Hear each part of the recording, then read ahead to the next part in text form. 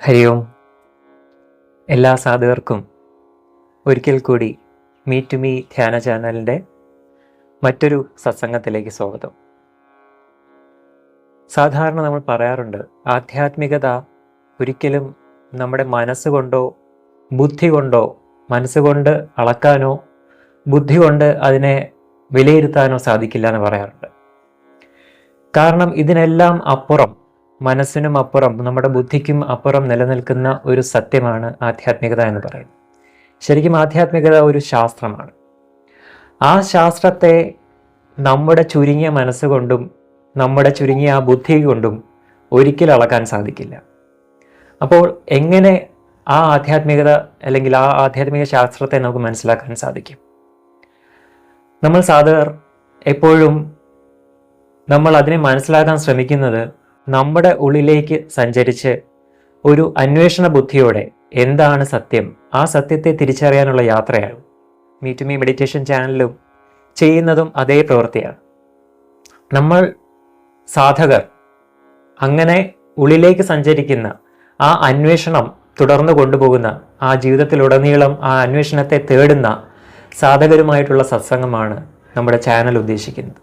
നമ്മുടെ യാത്ര, ചാനലിൻ്റെ യാത്ര അങ്ങനെയുള്ള സാധകരെ തേടിയാണ്. അങ്ങനെയുള്ള ഈ ഒരു യാത്രയിൽ ഇന്ന് നമ്മൾ എത്തിയിരിക്കുന്നത് തിരുവനന്തപുരം ജില്ലയിലെ സ്റ്റാച്യുവിലാണ്. സ്റ്റാച്യുവിൽ ഇന്ന് നമ്മൾ പരിചയപ്പെടാൻ പോകുന്ന വ്യക്തിത്വം അത്രയും മഹത് വ്യക്തിത്വമാണ്. ഒട്ടേറെ 400-ലേറെ അമ്പലങ്ങളിൽ യജ്ഞാചാര്യനായിരുന്നു. ഭാഗവത യജ്ഞം, ദേവി ഭാഗവതം തുടങ്ങിയ ഒട്ടനവധി യജ്ഞങ്ങൾ നടത്തിയ യജ്ഞാചാര്യനാണ്. അദ്ദേഹത്തിൻ്റെ പേര് യജ്ഞാചാര്യൻ ഡോക്ടർ മണ്ണടി ഹരി എന്നാണ്. ഇത്രയും സവിശേഷതകൾ അദ്ദേഹത്തിനുണ്ടെങ്കിലും ഒരു പ്രത്യേകത കൂടി അദ്ദേഹത്തിനുണ്ട്. അതാണ് അദ്ദേഹത്തെ മറ്റ് യജ്ഞാചാര്യന്മാരിൽ നിന്ന് വ്യത്യസ്തനാക്കുന്നതെന്ന് പറയുന്നതിൽ ഒരു സംശയവുമില്ല. അദ്ദേഹം മണ്ണടി പൊന്നമ്മ എന്ന് പറയുന്ന ഒരു മഹനീയമായ ആ വ്യക്തിത്വത്തിൻ്റെ മകനാണ്. നമുക്ക് എല്ലാവർക്കും അറിയാം മണ്ണടി ഹരിജിയെ. നമുക്ക് അദ്ദേഹത്തെ ഇന്നത്തെ ഈ സത്സംഗത്തിലേക്ക് സ്വാഗതം ചെയ്യാം. നമ്മുടെ ഭാരത സംസ്കാരം എന്ന് പറയുന്നത് സനാതന ധർമ്മമാണ്. നമ്മൾ അതിനെ പറ്റി ഒരുപാട് കേട്ടിട്ടുണ്ട്. അങ്ങയുടെ കാഴ്ചപ്പാടിൽ സനാതന ധർമ്മം എന്ന് പറയുന്നത് കൊണ്ട് എന്താണ് ഉദ്ദേശിക്കുന്നത്? ഓം ഗം ഗുരുഭ്യോ നമഃ. ഓം ഗം ഗണപതയേ നമഃ. ഓം സം സരസ്വത്യൈ നമഃ. ഓം ശ്രീ മഹാലക്ഷ്മ്യൈ നമഃ. ഓം ദം ദുർഗായൈ നമഃ. ഓം ഭം ഭദ്രകാള്യൈ നമഃ. ഓം ശ്രീ ബ്രഹ്മദേവായ നമഃ. ഓം ശ്രീ മഹാദേവായ നമഃ. ഓം ശ്രീ ധർമ്മശാസ്ത്രേ നമഃ. ഓം ശ്രീ കാർത്തികേയായ നമഃ. ഓം ശ്രീ മഹാവിഷ്ണവേ നമഃ. ഓം ശ്രീ നരസിംഹമൂർത്തയേ നമഃ. ഓം രം രാമായ നമഃ. ഓം ശ്രീ അഞ്ജനേയായ നമഃ. ഓം നവഗ്രഹദേവാഭ്യാം നമഃ. ഓം ശ്രീ നാഗാധിപതയേ നമഃ. ഓം നമോ ഭഗവതേ വാസുദേവായ. ഓം സർവദേവതാ പ്രിയന്താം. ഓം ശാന്തി ശാന്തി ശാന്തി. വളരെ മൗലികമായൊരു ചോദ്യമാണ്. സനാതന ധർമ്മ ശാസ്ത്രം എന്ന് പറയുന്നത് ശരിക്കും പറഞ്ഞു കഴിഞ്ഞിരുന്നാൽ കിട്ടേണ്ട പ്രചാരം കിട്ടാതെ കിടക്കുന്ന യഥാർത്ഥത്തിലുള്ള ഒരു വലിയ ഐഡൻറ്റിറ്റിയാണ്. എല്ലാവരും ഹിന്ദുമതം ഹിന്ദുമതം എന്ന് പറയുന്നു. സത്യം പറഞ്ഞാൽ അങ്ങനെ ഒരു മതം ഇല്ല. സനാതന ധർമ്മശാസ്ത്രം എന്നുള്ളതാണ് ഇതിൻ്റെ അടിസ്ഥാനപരമായ നാമധേയം. അപ്പം എന്താണ് സനാതന ധർമ്മശാസ്ത്രം എന്ന് പറയുമ്പോൾ ലക്ഷ്യം വെക്കുന്നതെന്ന് ചോദിച്ചാൽ 3 പ്രധാന കമ്പോണൻസാണ് അതിനകത്ത് വരുന്നത്. അത് വളരെ വളരെ ശാസ്ത്രീയമായി നമ്മൾ മനസ്സിലാക്കേണ്ടതുണ്ട്. സനാതനം, ധർമ്മം, ശാസ്ത്രം. അതിൽ സനാതനത്തിൻ്റെ എക്സ്പ്ലനേഷൻ വളരെ ലളിതമായിട്ടും വളരെ വളരെ പെട്ടെന്ന് മനുഷ്യർക്ക് മനസ്സിലാവുന്ന രീതിയിലും എനിക്ക് കാണാൻ സാധിച്ചിട്ടുള്ളത് ശ്രീമദ് ഭഗവത്ഗീതയിൽ തന്നെയാണ്. കാരണം വന്നു നിൽക്കുന്ന ഈ മഹാരഥന്മാരെയൊക്കെ കൊല്ലണമല്ലോ. അങ്ങനെ നയോത്സ്യ ഇതി ഗോവിന്ദമുക്ത്വാ തുഷ്ണീം ബഭൂവ. യുദ്ധം ചെയ്യാൻ വന്ന് ആ യുദ്ധകളത്തിലെ സെൻറ്റർ പില്ലറായിട്ട് നിൽക്കുന്ന മധ്യമ പാണ്ഡവനാണ് യുദ്ധത്തിലെ സെൻട്രൽ പില്ലറുമാണ്. അദ്ദേഹമാണ് അവിടെ തളർന്നു വീഴുന്നത്. ഒരു സർക്കസ് കൂടാരത്തിൻ്റെ സെൻറ്റർ പില്ലർ തകർന്ന് വീണാൽ ആ മൊത്തം പോയില്ലേ, ഏതാണ്ട് അതേപോലത്തെ ഒരു ക്രംബ്ലിംഗ് ലെവലിലാണ് എത്തുന്നത്. നയോത്സ്യ ഞാൻ യുദ്ധം ചെയ്യുന്നില്ല. ഇത് ഗോവിന്ദമുക്ത്വാ തുഷ്ണീം ബഭൂവ.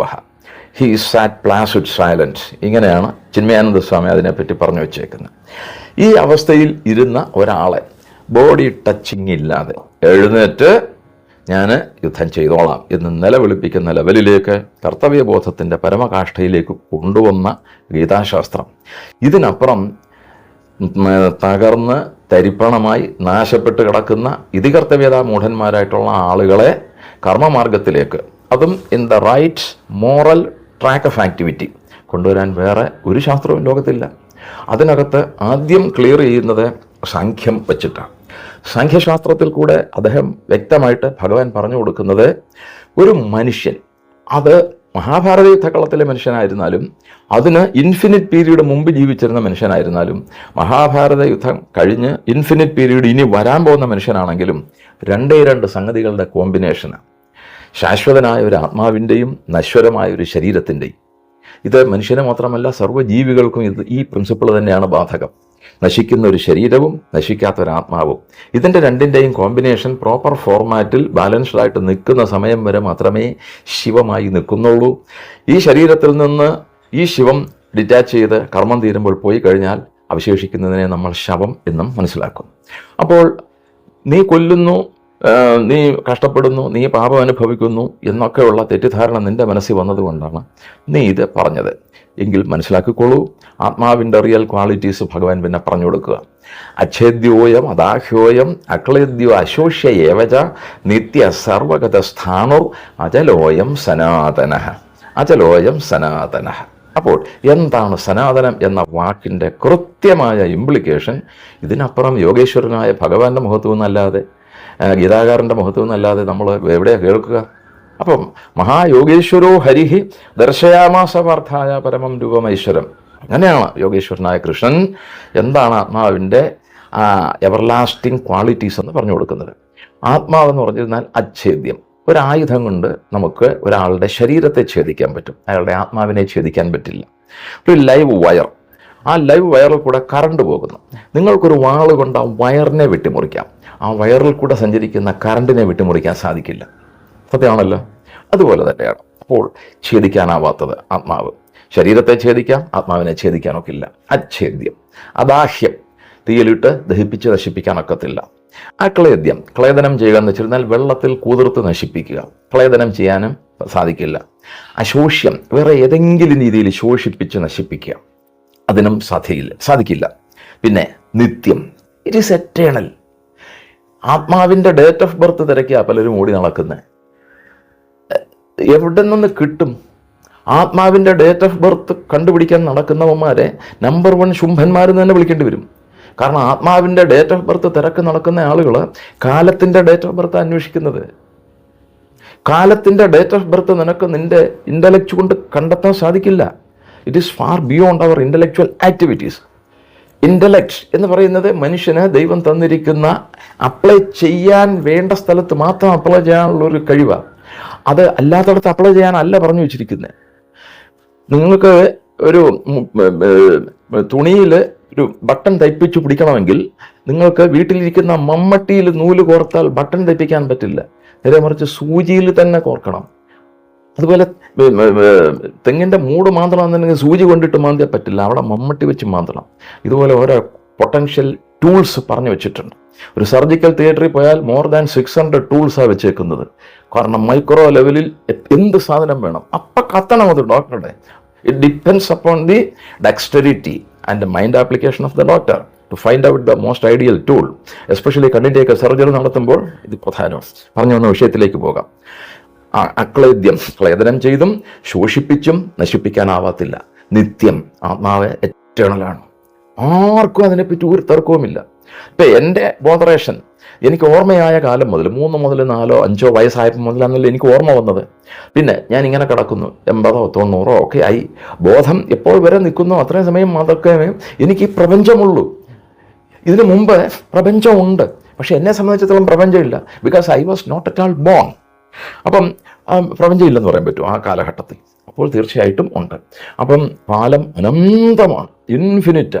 ഈ ഇൻഫിനിറ്റായ കാലത്തിൻ്റെ മധ്യത്തിൽ ഒരു സ്പെക്ക്, ഒരു തരി പോലെ മാത്രം വന്നിങ്ങനെ ഒരു സമുദ്രത്തിൽ ഒരു തിര വന്നിട്ട് പോകുന്ന അത്രയും സമയം പോലും നിൽക്കുന്നില്ല നമ്മളാരും എന്ന് കണക്കാക്കാൻ സാധിച്ചാൽ സത്യസന്ധമായ ഒരു അനാലിസിസാണ് ടൈമിനെ പറ്റിയും ആ ടൈമിനകത്ത് നമ്മുടെ ലിവിങ് പീരീഡിനെ പറ്റിയും ഉള്ളത്.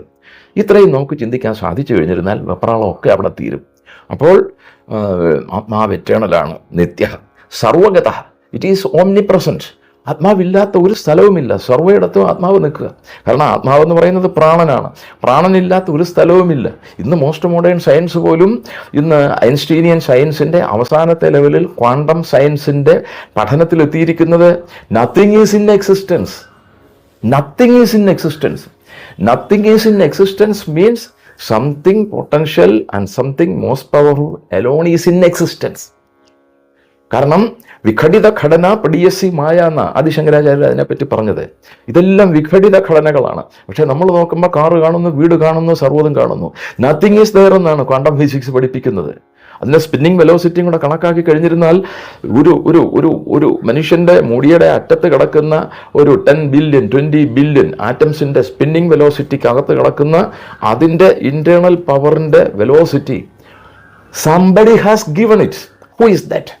അവിടെ നിന്നുകൊണ്ടാണ് ആത്മാവിൻ്റെ ആ മോട്ടിവേറ്റിംഗ് പവറിനെ പറ്റി നമ്മൾ ചിന്തിക്കേണ്ടത്. അത് ഐൻസ്റ്റീനോ ന്യൂട്ടണോ ഒന്നും അല്ല ഈ പവർ കൊടുത്തത്.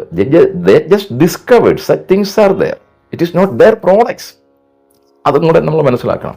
അങ്ങനെ വന്നു കഴിഞ്ഞിരിക്കുന്ന സമയത്ത് ആത്മാവ് എറ്റേണലാണ്, സർവഗത, സ്ഥാണു. സംസ്കൃതത്തിൽ സ്ഥാണു എന്ന വാക്കിന് കുറ്റി എന്നാണ് അർത്ഥം. കുറ്റി, നമ്മൾ പശുവിനെ കെട്ടാൻ വേറെ ഒന്നും മരമൊന്നും ഇല്ലാത്തടത്ത് ഒരു കുറ്റി അടിക്കും. ആ കുറ്റി അടിച്ചിട്ട് അതിൽ കയറ് കെട്ടും. അപ്പോൾ ഈ കുറ്റി പറിച്ചുകൊണ്ട് പോകത്തില്ല. കുറ്റി സ്ട്രോങ് ആയിട്ട് അടിച്ചെങ്കിലേ അവിടെ പറിച്ചുകൊണ്ട് പോകാതിരിക്കാൻ പറ്റുള്ളൂ. അതാ ആത്മാവ് ഏറ്റവും സോളിഡായിട്ടുള്ള, ആർക്കും ഒരു തരത്തിലും ഷേക്ക് ചെയ്യാൻ പറ്റാത്ത ഏകമാത്ര സത്ത ഈ പ്രപഞ്ചത്തിലാണ്.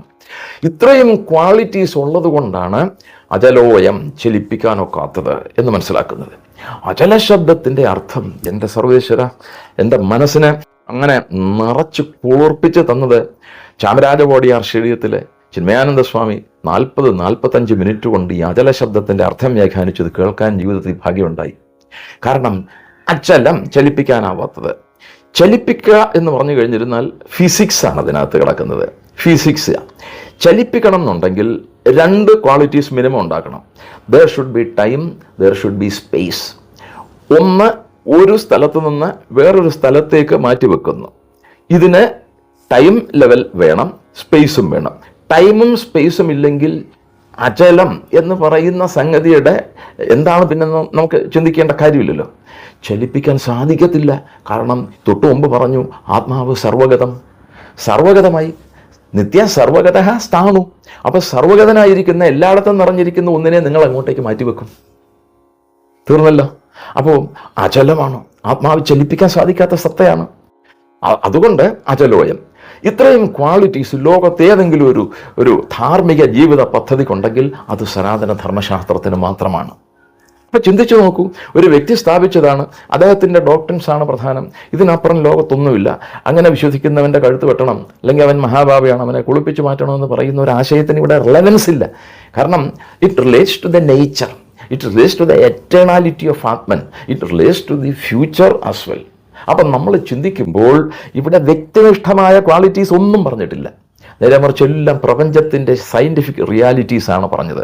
ആത്മാവ് അച്ഛേദ്യം, ഛേദിപ്പിക്കാനാവാത്തത്, ദഹിപ്പിക്കാനാവാത്തത്, ക്ലേദനം ചെയ്യാനാവാത്തത്, ശോഷിപ്പിക്കാനാവാത്തത്, നിത്യം, എല്ലായിടത്തും നിറഞ്ഞു നിൽക്കുന്നത്, സർവഗതം, സ്ഥാണു, സ്ട്രോങ് ആൻഡ് ഫേം, അചലം, ചലിപ്പിക്കാനും സാധിക്കാത്തത്.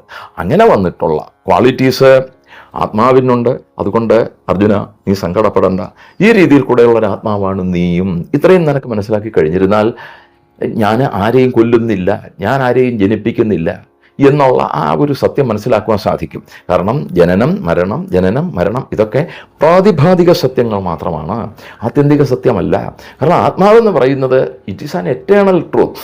പിന്നെ ഇതിനകത്തൂടെ കർമ്മം അനുസരിച്ച് ചില ശരീരങ്ങൾക്ക് കയറിപ്പോവേണ്ട അവസ്ഥകൾ കിടക്കുന്നു. അത് ഈ പ്രപഞ്ചത്തിൽ കിടക്കുന്നതാണ്.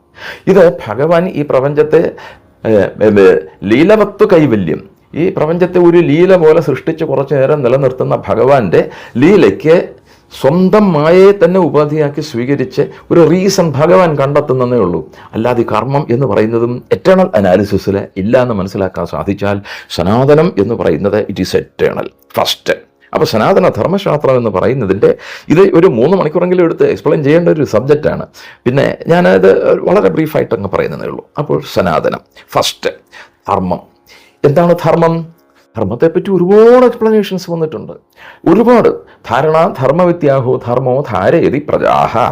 ഈ പ്രപഞ്ചത്തിലെ സമസ്ത പ്രജകളെയും ധാരണം ചെയ്ത് നിൽക്കുന്ന ഒരു ദർശനമായതുകൊണ്ട് അതിനെ ധർമ്മമെന്ന് വിളിക്കുന്നു. തുര്യതേ ഇതി ധർമ്മ. എല്ലാത്തിനെയും ധരിച്ച് എല്ലാത്തിനും മോട്ടിവേഷൻ കൊടുക്കുന്ന ഒരു ബേസിക് ഒരു പ്രപ്പോസിഷൻ, ബേസിക് ഐഡിയ, അതുകൊണ്ട് അതിനെ ധർമ്മമെന്ന് വിളിക്കുന്നു. ഇങ്ങനെ കുറേ സംഗതികൾ വന്നിട്ടുണ്ട്. പക്ഷേ ഏറ്റവും സിമ്പിളായിട്ട് നമുക്ക് മനസ്സിലാക്കാൻ സാധിക്കുന്നത് ഇന്നത്തെ മോസ്റ്റ് മോഡേൺ കാലഘട്ടത്തിൽ ധർമ്മത്തിൻ്റെ അർത്ഥം എനിക്ക് ഏറ്റവും ഇഷ്ടപ്പെട്ടത് നാരദ പരിവ്രാജക ഉപനിഷത്തിലെയാണ്. ആ നാരദ പരിവ്രാജക ഉപനിഷത്തിൽ വളരെ ലളിതമായിട്ട് ധർമ്മത്തിൻ്റെ ഒരു എക്സ്പ്ലനേഷൻ കൊടുത്തിട്ടുണ്ട്. ഇത് ഒരു ആവറേജ് ഭാരതീയൻ, ഒരു ഹിന്ദു അല്ല, ക്രിസ്ത്യാനിയോ മുസ്ലിമോ അങ്ങനല്ല, ആവറേജ് മനുഷ്യൻ മനസ്സിലാക്കേണ്ടതാണ്. ഇതിൽ നാരദ പരിവ്രാജക ഉപനിഷത്ത് 3-ാം ഉപദേശം 24-ാം മന്ത്രം വളരെ ലളിതമാണ്. ധൃതി ക്ഷമ ദമോ അസ്തേയം ശൗചം ഇന്ദ്രിയ നിഗ്രഹം ധീ വിദ്യ സത്യം അക്രോധം ദശകം ധർമ്മലക്ഷണം. 10 പോസിറ്റീവ് ഹ്യൂമൻ ക്വാളിറ്റീസ്, ഇതിൻ്റെ ഒരു ടോട്ടൽ പാക്കേജാണ് ധർമ്മം എന്ന് പറയുന്നത്. അപ്പോൾ നമുക്ക് എന്തൊക്കെയാണെന്ന് ഒരു നിമിഷം വളരെ ബ്രീഫായിട്ട് പറയാം. ഇതും ശരിക്കും പറഞ്ഞു കഴിഞ്ഞിരുന്നാൽ ഒരു 1.5 മണിക്കൂറെങ്കിലും എക്സ്പ്ലെയിൻ ചെയ്യേണ്ട ഒരു വിഷയമാണ്. ധൃതി ധൈര്യം, രണ്ടാമത്തേത് ക്ഷമ, 3 കാമക്രോധാദി ചിത്തവൃത്തികളുടെ അടക്കം, 4 സത്യസന്ധത, 5 ആന്തരികവും ബാഹ്യവുമായ ശുദ്ധി, 6 ഇന്ദ്രിയ നിഗ്രഹം, 7 അറിവ്, 8 വിവേകം, 9 സത്യനിഷ്ഠ, 10 ദേഷ്യമില്ലായ്മ. ഇനി മലയാളത്തിൽ പറഞ്ഞാൽ വില കൽപ്പിക്കാത്ത ഒരു കാലഘട്ടത്തിൽ ജീവിക്കുമ്പം നിങ്ങളുടെ ഇഷ്ടത്തിന് വേണ്ടി ഞാൻ ഇംഗ്ലീഷും കൂടെ പറയാൻ പോവാം. First courage, second patience, 3 mental control on passions, 4 attitude against looting, 5 cleanliness, അടുത്തത് കൺട്രോൾ ഓൺ പാഷൻസ്, അടുത്തത് intelligence, then knowledge, then truthfulness, എന്നിട്ട് അവസാനത്തേത് 10ാമത്തേത് ലാക്ക് ഓഫ് ആങ്കർ. അപ്പോൾ ഈ 10 പോസിറ്റീവ് ഹ്യൂമൻ ക്വാളിറ്റീസിൻ്റെ ഒരു ടോട്ടൽ പാക്കേജാണ് ധർമ്മം എന്ന് പറയുന്നത്. ഇനി ഇതെങ്ങനെയാണ് നമ്മുടെ നിത്യജീവിതത്തിൽ ഇത് വർക്ക് ചെയ്യുന്നതെന്ന് ഒരു മിനിമം ടൈം കൊണ്ട് ഞാൻ പറയാം. ധർമ്മത്തിൻ്റെ ആദ്യത്തെ ലക്ഷണം ക്ഷമ, അത് ധൈര്യം, ധൃതി എന്ന് പറയുന്നത് ആ ധൈര്യമാണ് നമുക്ക് എന്തും ചെയ്യാൻ മോട്ടിവേഷൻ തരുന്നത്. നമ്മൾ ഒരു എയറോപ്ലെയിനിൽ കയറാൻ ചെല്ലുന്നു, വിമാനത്തിൽ കയറാൻ ചെന്നു, ടിക്കറ്റൊക്കെ എടുത്ത് കയറാൻ ചെല്ലുന്നു. ഇതിപ്പം മേലോട്ട് പോയിട്ട് ഇനി താഴോട്ട് വന്നില്ലെങ്കിലോ പോയില്ലേ? അപ്പം ധൈര്യമില്ലാത്തവന് വിമാനത്തിൽ കയറാൻ പറ്റുമോ? ഒക്കത്തില്ല. ധൈര്യമില്ലാത്തവന് ട്രെയിനിൽ കയറാൻ പറ്റുമോ? ഒക്കത്തില്ല. ധൈര്യമില്ലാത്തവന് ഈ പ്രപഞ്ചത്തിൽ ഒന്നും ചെയ്യാൻ പറ്റത്തില്ല. ധൈര്യമാണ് ഡ്രാഗിങ് ഫോഴ്സ് എന്ന് പറയുന്നത്. ഒരു വ്യക്തി കടം കയറി മുടിഞ്ഞു, സർവ്വയിടത്തും ജപ്തി നോട്ടീസ്, ആകെപ്പാടെ കഷ്ടം, മുന്നിലേക്ക് പോകാൻ ഇനി ധൈര്യം ഇല്ല, അവശേഷിച്ചു. ഒന്നും ഇനി അവശേഷിക്കുന്നില്ല. പിന്നെന്താ ചെയ്യുന്നത്? ഭാര്യയും കുട്ടികളായിട്ട് ഗുരുവായൂർ പോയി അവസാനത്തെ തൊഴിലും ലോഡ്ജിൽ വന്ന് ഭക്ഷണം കുടിച്ച് തീരുന്നു. അപ്പം അവിടെ തീരുന്നു ധൈര്യം. ഇത് പുൾ ഓവർ ചെയ്ത് ഒരു പക്ഷേ ഈ ഫ്ലിപ്പ് മോമെന്റ് പുൾ ഓവർ ചെയ്തിരുന്നെങ്കിൽ അയാൾ സൂയിസൈഡ് ചെയ്യില്ലായിരുന്നു. അപ്പം ഈ ധൈര്യം പകർന്നു കൊടുക്കാൻ അവിടെ ഒരാളില്ലാതെ ഒരവസ്ഥ വന്നു. he has succumbed to total devastation and destruction. ധൈര്യമാണ് പ്രധാനം. ഇതുപോലെ എല്ലാ കാര്യത്തിലും ഈ മോട്ടിവേഷനാണ്. ഇതിൻ്റെ ഏറ്റവും വലിയ രൂപമാണ് ആഞ്ജനേയൻ കടൽ ചാടിയതും.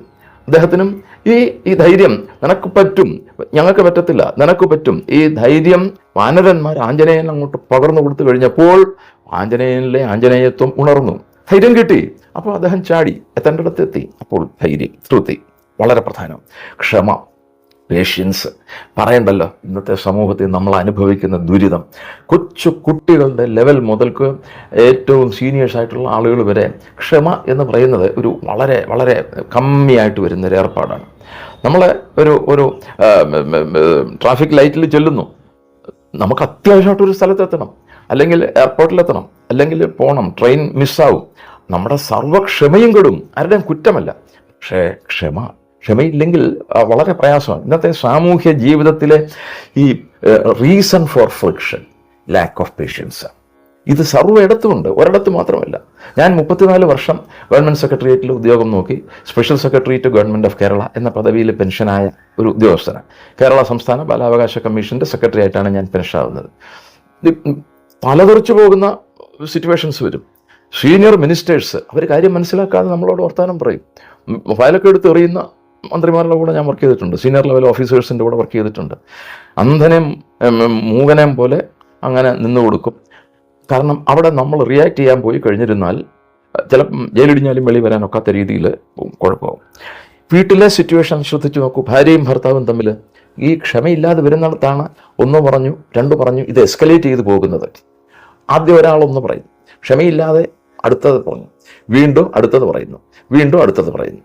ഇങ്ങനെ പോയി വെച്ച് കയറി അവസാനം എൻ്റെ ഈ 2 കൈയുടെ നീളത്തിന് മുകളിലേക്ക് പോയാലും ക്ഷമയില്ലാതെ ബാക്കി എനിക്ക് പിക്കപ്പ് ചെയ്യാൻ പറ്റാത്തൊരവസ്ഥ വരും. ക്ഷമ വളരെ പ്രധാനമാണ്. അപ്പം ധർമ്മം എന്ന് പറയുന്ന ഈ സംഗതി മനസ്സിലാക്കാൻ ശ്രമിക്കുന്നയാൾ ക്ഷമ എന്ന് പറയുന്നത് ഇതിൻ്റെ ബാലപാഠമാണെന്ന് മനസ്സിലാക്കി കഴിഞ്ഞിരുന്നാൽ സിറ്റുവേഷൻസ് ടൈഡ് ഓവർ ചെയ്ത് we can become winners once you have sufficient level of patience. വളരെ പ്രധാനപ്പെട്ട ഒരു സംഗതിയാണ് ധൃതി, ക്ഷമ, ദമം. ദമം എന്ന് പറയുന്നത് ദമനം ചെയ്യുക. ഒരു സിറ്റുവേഷൻ, അൺടുവേർഡ് സിറ്റുവേഷൻസ് അങ്ങനെ പൊട്ടിത്തെറിച്ച് മോശപ്പെടുന്ന ഒരു സിറ്റുവേഷനാണ്. പക്ഷേ അതിന് എക്സ്റ്റെൻഡ് ആചാര്യന്മാർ പറഞ്ഞു വെച്ചിട്ടുണ്ട്. ഹസ്തം ഹസ്തേന സംപീഡ്യ ദന്തം ദന്തേപി ചൂർണവാൻ എന്നാണ് പറയുന്നത്. കയ്യെ കൈകൊണ്ട് ഞെരിച്ച് പൊട്ടിച്ചിട്ടായാലും പല്ലിനെ പല്ലുകൊണ്ട് കടിച്ച് പൊട്ടിച്ചിട്ടായാലും നിങ്ങൾ ആ ക്വസ്റ്റ്യനിങ് അവേഴ്സ് അതിനെ ടൈഡ് ഓവർ ചെയ്ത് യു ബിക്കം എ വിന്നർ. ഇത് വരാതെ വരുന്നിടത്താണ് ക്രംബ്ലിംഗ് ലെവലിലേക്ക് പോകുന്നത്. ചിലപ്പോൾ പരസ്പരം കൈവെക്കും, നാശമായി പോകും. അപ്പം ധൃതി, ക്ഷമ, ദമം, അസ്തേയം. അസ്തേയം എൻ്റെതല്ലാത്തൊരു സാധനം, അതിൻ്റെ നേരെ എൻ്റെ കൈ നീളുന്നു, എൻ്റെ മനസ്സ് നീളുന്നു. ഏതാ ആദ്യം നീളുന്നത്? മനസ്സാണ്. മനസ്സ് നീളാതിരിക്കുന്നിടത്തേക്ക് കൈ നീളൂ ഇല്ല. അപ്പോൾ കയ്യെ അങ്ങോട്ട് നീട്ടുന്നത്, കാലിനെ അങ്ങോട്ട് നീട്ടുന്നത്, കണ്ണിനെ അങ്ങോട്ട് നീട്ടുന്നത് മനസ്സാണ്. അപ്പോൾ ഈ മനസ്സിനെ നമുക്ക് അവിടെ കൺട്രോൾ ചെയ്യാൻ സാധിച്ചു കഴിഞ്ഞിരുന്നാൽ അവിടെ നമ്മൾ രക്ഷപ്പെട്ടു. അസ്തേയം. വേറൊന്നിൻ്റെ ഒരുത്തൻ്റെയും ഒന്നും എടുക്കാതെ, വെറും മോഷണരാഹിത്യം എന്ന് ഇതിനർത്ഥം കൊടുക്കരുത്. തൻ്റേതല്ലാത്ത ഒന്നിൻ്റെ നേരെയും തൻ്റെ പഞ്ചകരണങ്ങളും നീളരുത്. ഇതാണ് ഏറ്റവും പരമമായ ലെവലിലെ അസ്തേയ നിഷ്ഠ എന്ന് പറയുന്നത്. ധൃതി, ക്ഷമ, ദമം, അസ്തേയം, ശൗചം. വളരെ വളരെ പ്രധാനമാണ് ശൗചം. കേവല ശുദ്ധി അല്ല. ശ്രീനാരായണ ഗുരുദേവൻ പഞ്ചശുദ്ധിയെപ്പറ്റി പറഞ്ഞു വെച്ചിട്ടുണ്ട്. മഹാഗുരുവിൻ്റെ സമാധി അടുക്കാറായ സമയത്ത് ചാരിയിരുത്തി പറഞ്ഞു കൊടുത്തിട്ടുണ്ട്. ശ്രീനാരായണ ധർമ്മം 300-ൽ പരം ശ്ലോകങ്ങൾ, കടുകട്ടി സംസ്കൃത ശ്ലോകങ്ങളിൽ ഗുരുദേവൻ്റെ അവസാന കൃതിയാണ്. അതിനകത്ത് നല്ല ഭംഗിയായിട്ട് അത് പറഞ്ഞു വെച്ചിട്ടുണ്ട്. അതിനു മുമ്പും ഗുരുദേവൻ പറഞ്ഞു വെച്ചിട്ടുണ്ട്. പഞ്ചശുദ്ധിയെപ്പറ്റി വളരെ നല്ലൊരു എക്സ്പ്ലനേഷൻ ഒരുപാട് സമയമെടുക്കും, പക്ഷേ വളരെ ബ്രീഫായിട്ട് പറയാം.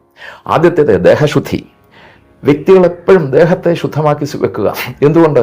ദേഹോ ദേവാലയ പ്രോക്തോ, ദേഹോ ദേവാലയ പ്രോക്തോ, ദേഹോ ദേവാലയ പ്രോക്തോ. ദേഹം ദേവാലയമാണ്. ദേവാലയം ശുദ്ധമാണെങ്കിലേ അതിൽ ദേവൻ ഇരിക്കുള്ളൂ. ആത്മാവിനകത്തല്ലേ വസിക്കുന്നത്.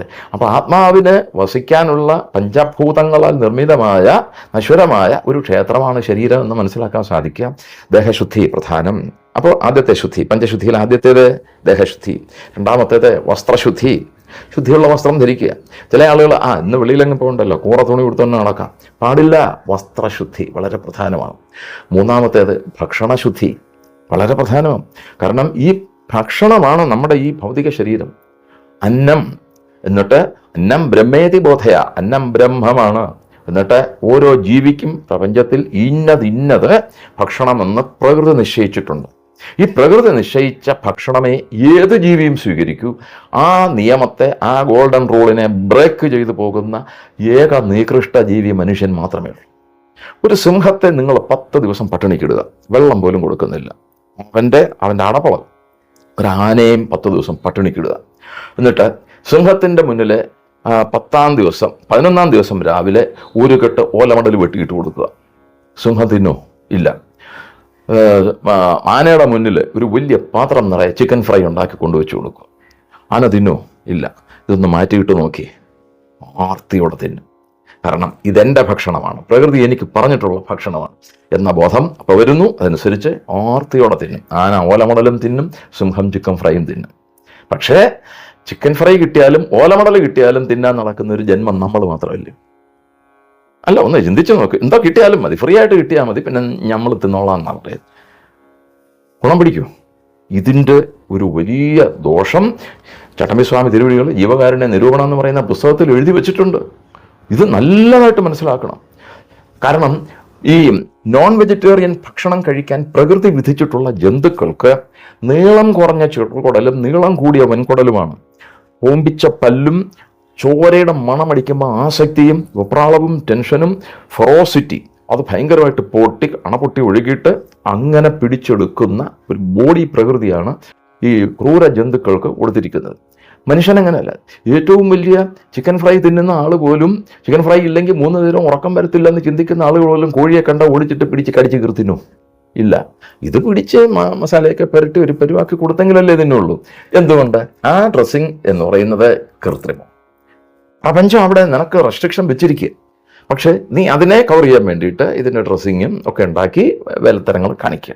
അപ്പം ഇതിൻ്റെ പരിണിതഫലമായിട്ട് എന്ത് പറ്റുന്നു? നമ്മുടെ ഇൻറ്റേർണൽ ബോഡി കെമിസ്ട്രി മാറുന്നു. ഈ ബേസിക്കലി ജന്മസിദ്ധമായിട്ട് കിട്ടുന്ന ബോഡി കെമിസ്ട്രി മാറിക്കഴിഞ്ഞിരുന്നാൽ metabolic, catabolic, anabolic levels of activities മാറും. ഈ 3 ലെവൽസ് ഓഫ് ആക്ടിവിറ്റീസും മാറിക്കഴിഞ്ഞിരുന്നാൽ വിവേകാനന്ദ സ്വാമി പറഞ്ഞു, what you eat so you form, what you eat so you form, what you eat so you form. നീ കന്നാലിയാണ് തിന്നുന്നെങ്കിൽ നീ കന്നാലി ആകും, ആയേ പറ്റൂ. കാരണം നോ സബ്സ്റ്റിറ്റ്യൂട്ട്. അതല്ലേ അകത്തേക്ക് പോകുന്നത്. ഇന്ന് ലോകത്തെ ഈ ഫെറോസിറ്റി, ഒരുമാതിരി ക്രൂരത, ഇത് അനിയന്ത്രിതമായിട്ട് വളരുന്നതിൻ്റെ ഏറ്റവും പ്രധാനപ്പെട്ട കാര്യം ഇത് തന്നെയാണ്. എനിക്ക് 400 യജ്ഞങ്ങൾക്ക് ആചാരനായിട്ടിരിക്കാൻ ഭാഗ്യമുണ്ടായി. ഇങ്ങനെ സഞ്ചരിച്ച് പോകുന്ന സ്ഥലങ്ങളിൽ ഏതാണ്ട് നാളിതുവരെ ചെയ്ത ഏതാണ്ട് ഒരു 10-32 വർഷം കൊണ്ട് ചെയ്ത വർക്കിൻ്റെ പരിണിത ഫലമായിട്ട് ഒരു ഒരു ഒരു ഒരു 1.25 ലക്ഷം ആൾക്കാരെ എനിക്ക് വെജിറ്റേറിയൻസ് ആക്കാൻ സാധിച്ചിട്ടുണ്ട്. നിരന്തരമായ ഇത് നമ്മൾ കൊടുക്കണം. എന്നിട്ട് A.W. ബ്ലിത്ത് എന്ന് പറഞ്ഞിട്ട് ഒരു പഴയ ബ്രിട്ടീഷ് പ്രൊഫസറുണ്ട്. അദ്ദേഹത്തിൻ്റെ ഡേറ്റ ഉണ്ട്.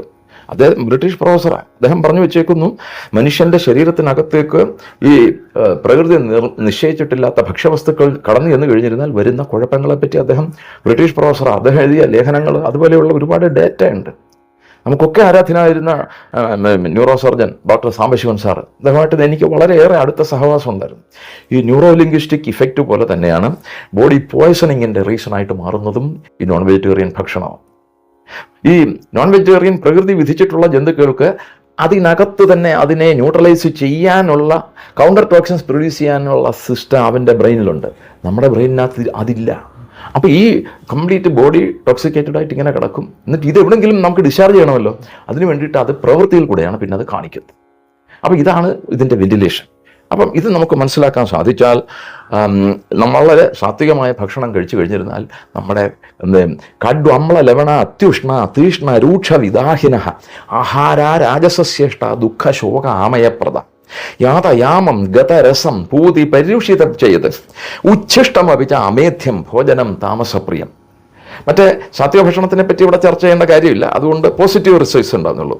ഇതെന്തോ കടുത്ത അമ്ലം, ലവണം, ഉഷ്ണം, തീഷ്ണം, രൂക്ഷം, വിദാഹിനം, ഈ 6 ടൈപ്പ് ക്വാളിറ്റീസ് ഭക്ഷണങ്ങൾ രാജസസ്യേഷ്ട. ഇത് കഴിക്കുന്നത് കൊണ്ട് വരുന്ന റിസൾട്ടുകൾ പറയുന്നു. ദുഃഖ ശോക ആമയപ്രദ. ദുഃഖം, ശോകം, ആമയം. ആമയം ബോഡി ഫിസിക്കലി വരുന്നതാണ്. ഇനി ഇവൻ്റെ ചേട്ടനാണ് താമസം.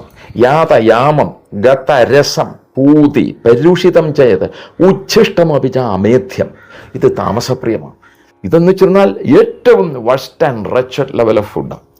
ഈ നോൺ വെജിറ്റേറിയൻ ഫുഡിൽ 90% ഈ ലെവലിൽ പെട്ടതാണ് കിടക്കുന്നത്. ഞായറാഴ്ച പോയി മാർക്കറ്റിൽ പോയി ഭാര്യയും ഭർത്താവും കൂടെ 5 കിലോ ഇറച്ചി വാങ്ങിച്ച് ഫ്രിഡ്ജിനകത്ത് കൊണ്ടുവെക്കുന്നു. തിങ്കളാഴ്ച കുറേ എടുക്കുന്നു, വെട്ടി നുറുക്കുന്നു, മസാല തീർത്ത് തിന്നുന്നു. ഇവൻ ചൊവ്വായും ബുധനും വ്യാഴവും വെള്ളിയും ശനി ഇത് തന്നെ ചെയ്യുന്നു.